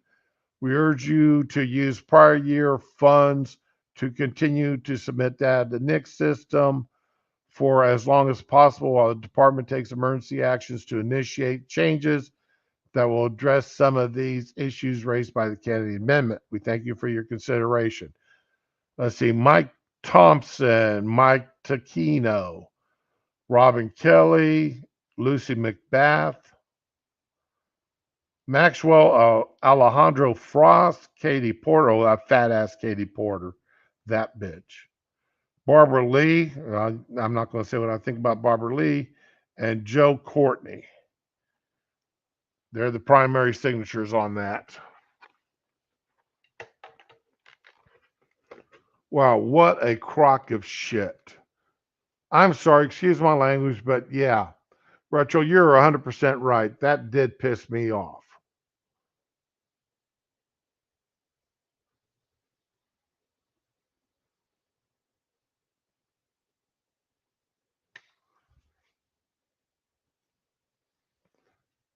And what red flag laws, and red flag laws, for those who don't understand, your wife, your spouse, your son, your daughter, your neighbor, your aunt, your uncle, your cousin, your nephew, your niece can go to the local police department and say, oh man, Shroom's got a gun. And man, he has been acting really strange here lately. He's been drinking a lot. He's been getting on his pills. He's, getting angry. He's making homophobic slurs. He's making racial comments. He's really being really derogatory comments about Democrats and liberals. You know, and he scares me. I'm really concerned about him. And he's got guns. And he carries a gun. And I'm really afraid that he's going to snap and he's going to shoot someone. Well, that police officer sits there and says, "Oh man, you know, you're right. That sounds pretty damn serious." And at 3 o'clock in the morning, 4 o'clock in the morning, they show up in force in SWAT uniforms. Don't get me, you know, they're not just showing up at 2 o'clock in the afternoon, knocking on the door and saying, "Hey, Mr. Shroom, you know, we're here. We've got orders signed by a judge saying we need to take your guns." No, they show up at 4 o'clock in the morning, 5 o'clock in the morning with in full SWAT outfits, ready to tear the doors down off the house to confiscate the guns. That's how they do it. And if you put up any resistance whatsoever, demanding your Fourth Amendment rights, they've got that thing signed by the judge. You know, they take your report to a judge, and you know, you got some gun grabbing judge sitting there, and he goes, "Hell yeah, we'll take those guns away from him. We got a family member, somebody that knows him well, a next door neighbor who's afraid, and signed this affidavit. We've got his ex-wife, who, you know, she knows him well." And they just come in and take your guns. And when do you find out all this is going on? When you get that knock at the door. And then it could take you over a year before you're allowed to go before that same judge to prove that all that stuff is nonsense and to get your guns back. And that's no guarantee you're going to get your guns back, because you got to prove that was false. And a lot of times, you're not even allowed to get that hearing for a year. That red flag is in place for a year. They've taken your guns away from you. That ought to be immediately ruled. I don't see how any court could proclaim that. Let's make it about somebody's cars. Take their cars away from them. Okay? Take their shoes. Take their television. Take their computers away from them. Make it anything else that person would own. And it would be declared unconstitutional.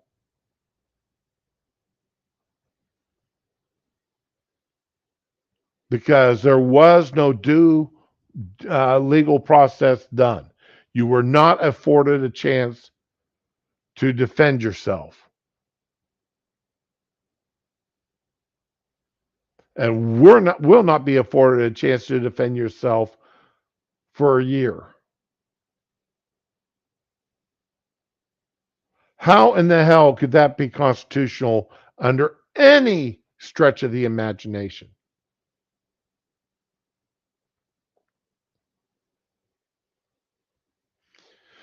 It's like, I didn't want to get into it today. I really didn't. It's like these two parents that just got convicted of manslaughter because of their son. Their son went and shot up the school, and the parents are now being convicted of manslaughter.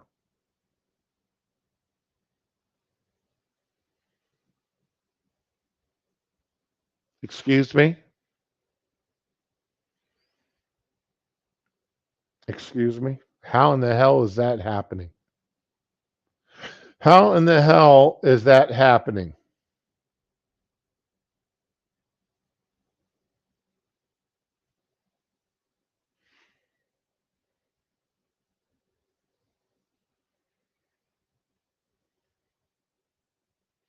Yeah, retro, any mental rating, and you're screwed. You know, um, you got somebody. You know, you know you're a spendthrift, so you want somebody else to handle all your bills for you. All right, and put you on an allowance so that you don't spend yourself broke.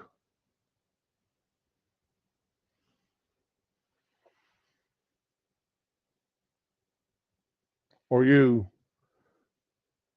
forgetful. You forget to pay bills. So you have somebody else to pay your bills for you. And that automatically makes you a danger to the community.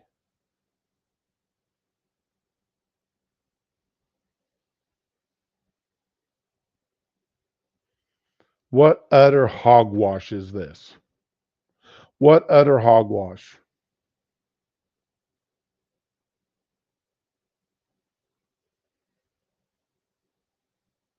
Yet these are the same people pushing this. They're pushing to allow people just to cross the border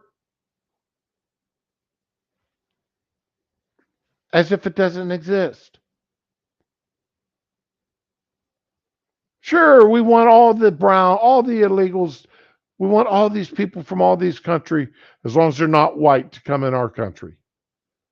We want all these brown and black people to enter our country. We want the demographic, and yes, I'm going to say it. They want the demographic face of this country to change because they don't want a white America anymore. They don't want a white United States. They want a brown and black United States.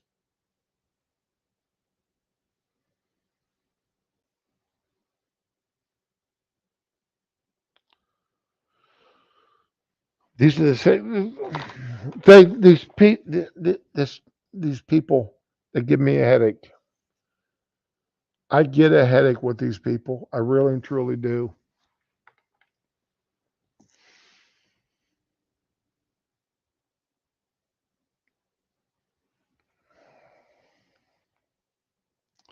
I really and truly get a headache from what these people give me. My eyeballs are hurt. I've got such a headache right now. My eyeballs hurt.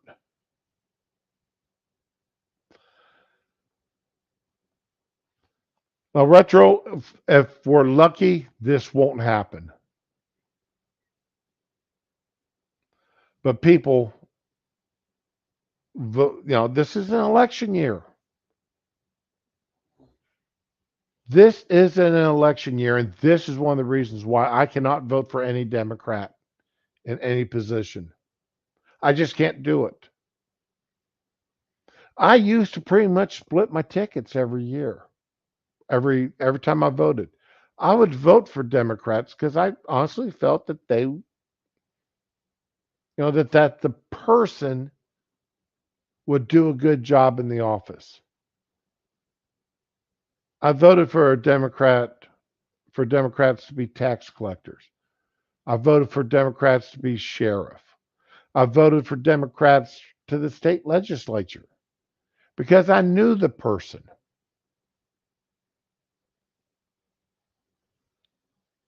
And I felt that they would do a good job. But right now, I wouldn't vote for a Democrat to be a dog catcher. Because how could you be in a party that does this, that is so willing to do this kind of stuff? You know, there is a time, it does get to a time and place to where the hat you wear matters.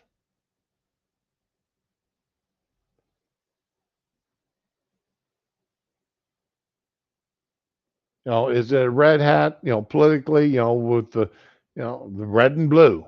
Okay. Old Star Trek series, the original series. There was the one episode where the population was divided in half. One side of the population, everybody's face on the right side was white, and the left side was black. The other half the population, the left side was white, and the black side was, and the right side was black. The guy that played the Riddler in the Batman series was in that episode, if I remember correctly.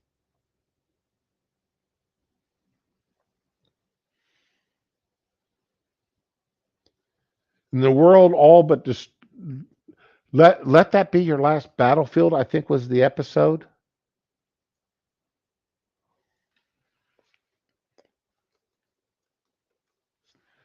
There we go.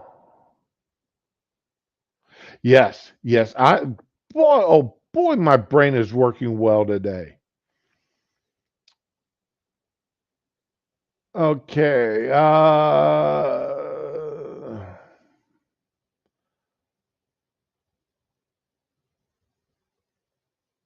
Frank Gorshin. Yes. Boy, my memory is working very well. Very well.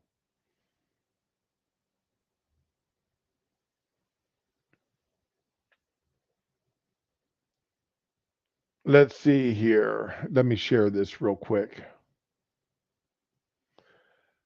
This is the wiki article on Let That Be Your Last Battlefield, episode 3, season 3, episode 15.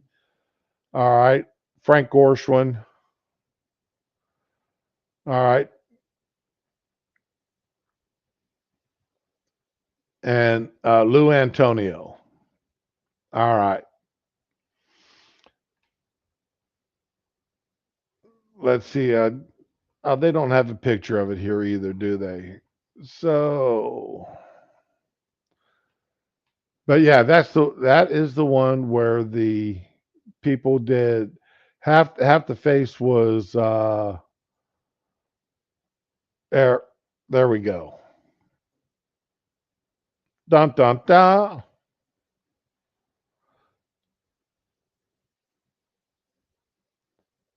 Now it's going to come. We're going to come down to what color hat you wear, not what side of your body is black and what side of your body is white. But we're going to come down to the color of the hat. I'm really afraid that's what it's going to come down to.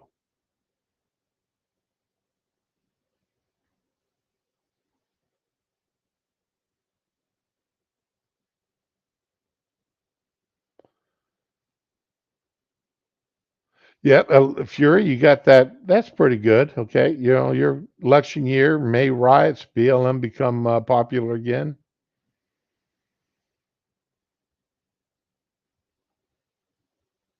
Uh, you know, you're so many on the left have become full socialists, if not just communist.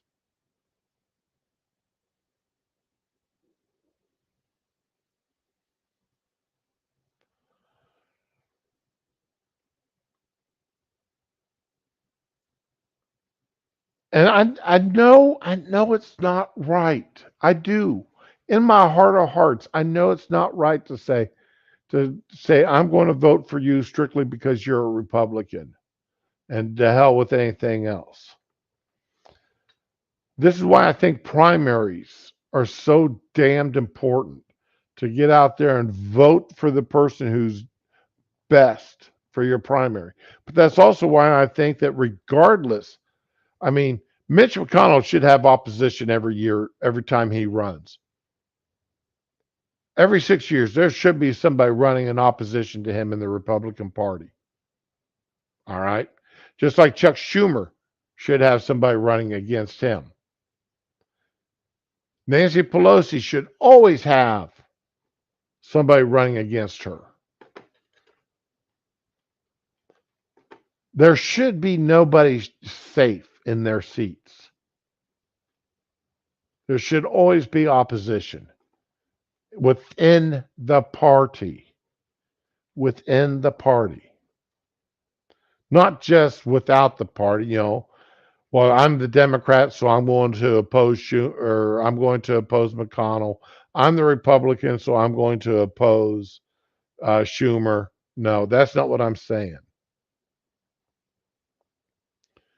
I am saying that there should always be somebody running against these people in office to keep people true to the party, to the ideas. Because you get what has come to be known as the uni party. You got Schumer and McConnell and Pelosi and the rest of these people that have been in there for 25, 30 years. They go to eat, they've got their backdoor meetings between them, and they're saying, okay, we're going to let this happen, you're going to let that happen, we're da da da da da. They got all the backroom deals worked out, and everything else is political show.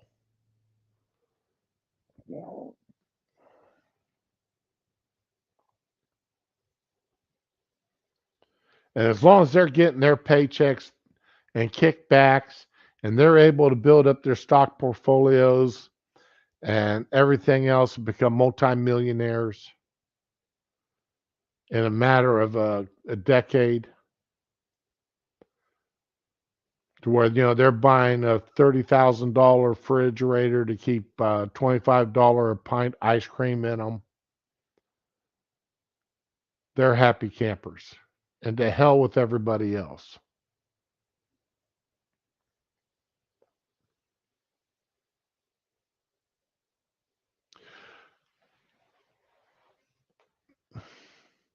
I got thinking the other day, the wife and I were sitting here talking, and she'd made a comment about a house around here in this area that's 100 and some years old, from when this part of Florida was first started getting built up. That's a rather nice house. It really is. We almost bought a house in the same neighborhood when we're looking at this one, because the house we almost bought was built by a sea captain. It was made out of cypress stumps. I mean, the foundation of the house was built on stumps of cypress trees. Literally, they cut the cypress trees down and left the stumps there and built the framework of the house out of the trees they cut down on top of the stumps. And the house is still standing, still perfectly level. It's amazing. The reason why we didn't buy is because basically all the rooms were so small. Really, the rooms were so small. That, and it was 2-story.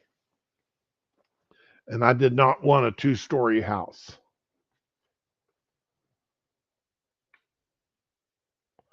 But we're talking about that, about another house that was built there, and it was 100 and some years old. And I was like, and she's saying, "Wow, that's really an old house." I'm sitting there thinking, I'm going, there's houses in Germany older than that. There's houses in Germany that go back 200 years that I saw. That families are still living in. Some of the families actually that house actually is still in the same family today as it was 200 years ago. There's buildings in England and all throughout Europe older than our country is.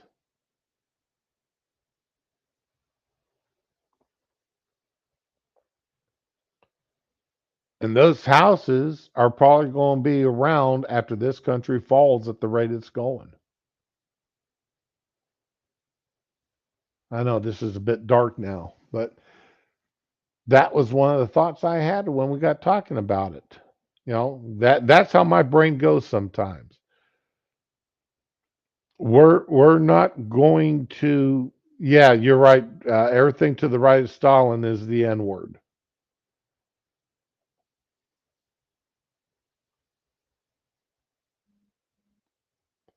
But I just get nervous as hell. Where is the future of this country going? You know, I used to laugh at my dad when he said the same thing.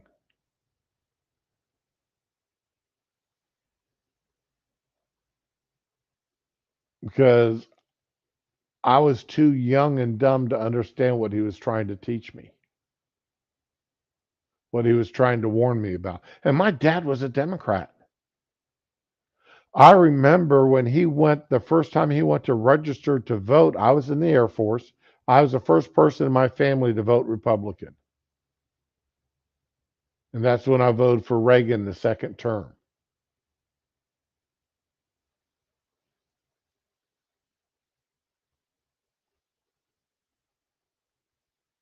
And,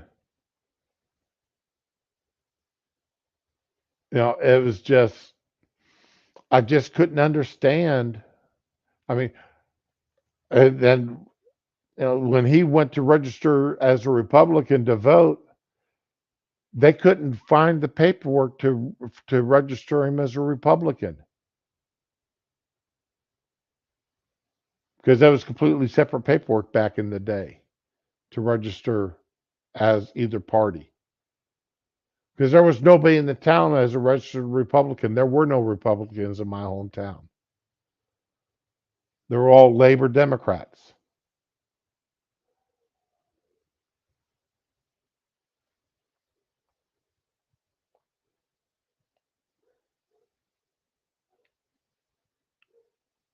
So, but my dad used to warn me about which way the country was going. He was concerned back in the day, you know, 40 years ago, about how the country was turning socialist. And I told him at the time, I said, "No, Dad, that's not going to happen. This country never turned socialist." But he saw it back then. What's going on today? And unfortunately, I'm seeing today what he was afraid of. And like him, I'm trying to talk about it, you know, to my son. And my son's sitting there telling me, "Nah, Dad, you're wrong. That's not going to happen. You're just afraid because we don't think the same way as you did." And why don't they think the way we do? Because that's what they were taught in schools. It's amazing how this is just one big circle. It really is. We talked about the immigration, all this stuff. It's all one. It's all interrelated. It's one big, huge knot. And we almost need the sword of Damocles. I know I'm pronouncing that wrong, but you know what I'm talking about. We need that sword to cut this knot.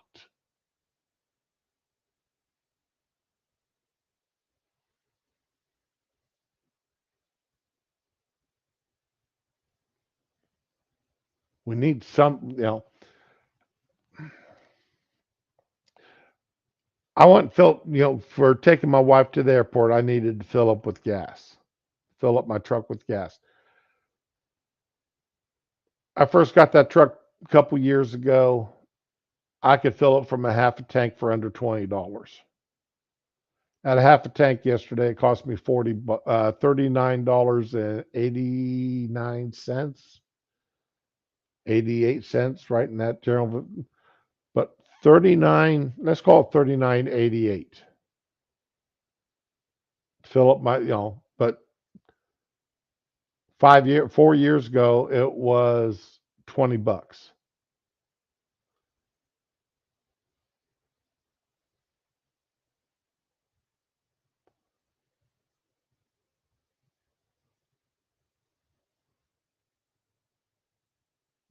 Damocles. All right. Thank you, Retro.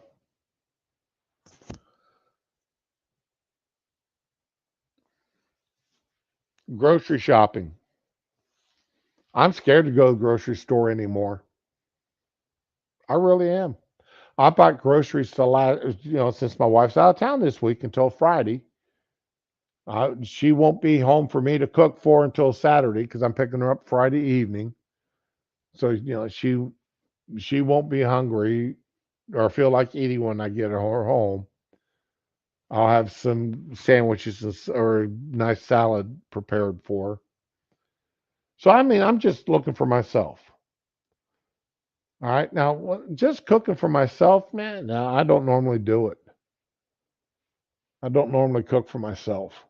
I cook for her. And so, I picked up some non bread, some lunch meat, some cheeses, some salads, salad makings, and still spent almost $80 just to feed me for 5 days. That's ridiculous. That is absolutely ridiculous.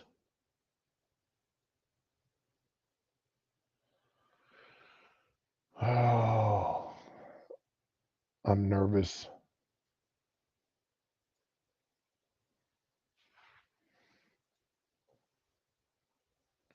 More idiocy. Okay, what we got here?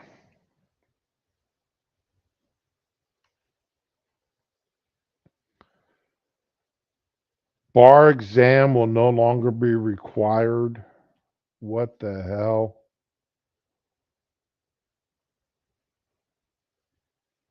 You have got to.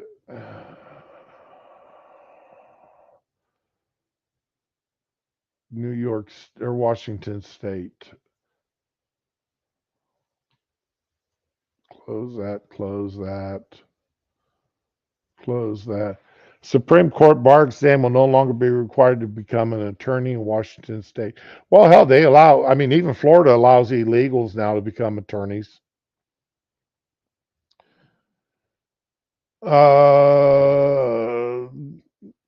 The bar exam will no longer be required to become a lawyer in Washington. The state Supreme Court ruled in a pair of orders on Friday. The court approved alternative ways to show competency and earn a law license after appointing a task force to examine the issue in 2020.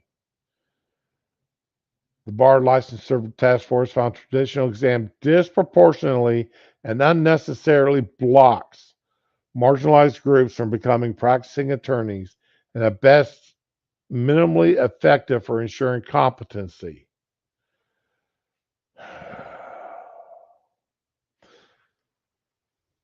The way I've heard some of these lawyers talk in court in these videos, you wonder how in the hell they were able to pass law school to start with.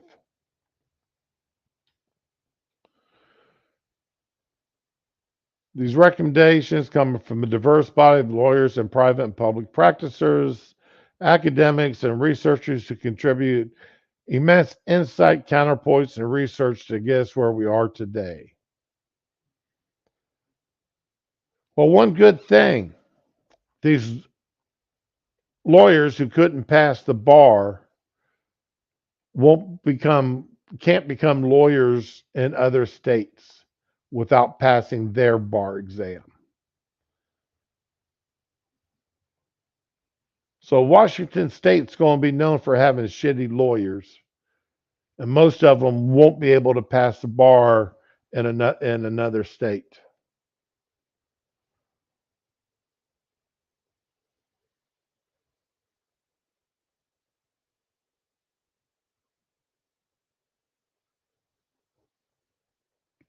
Yeah, Raman, I know you and I talked about groceries last week a little bit.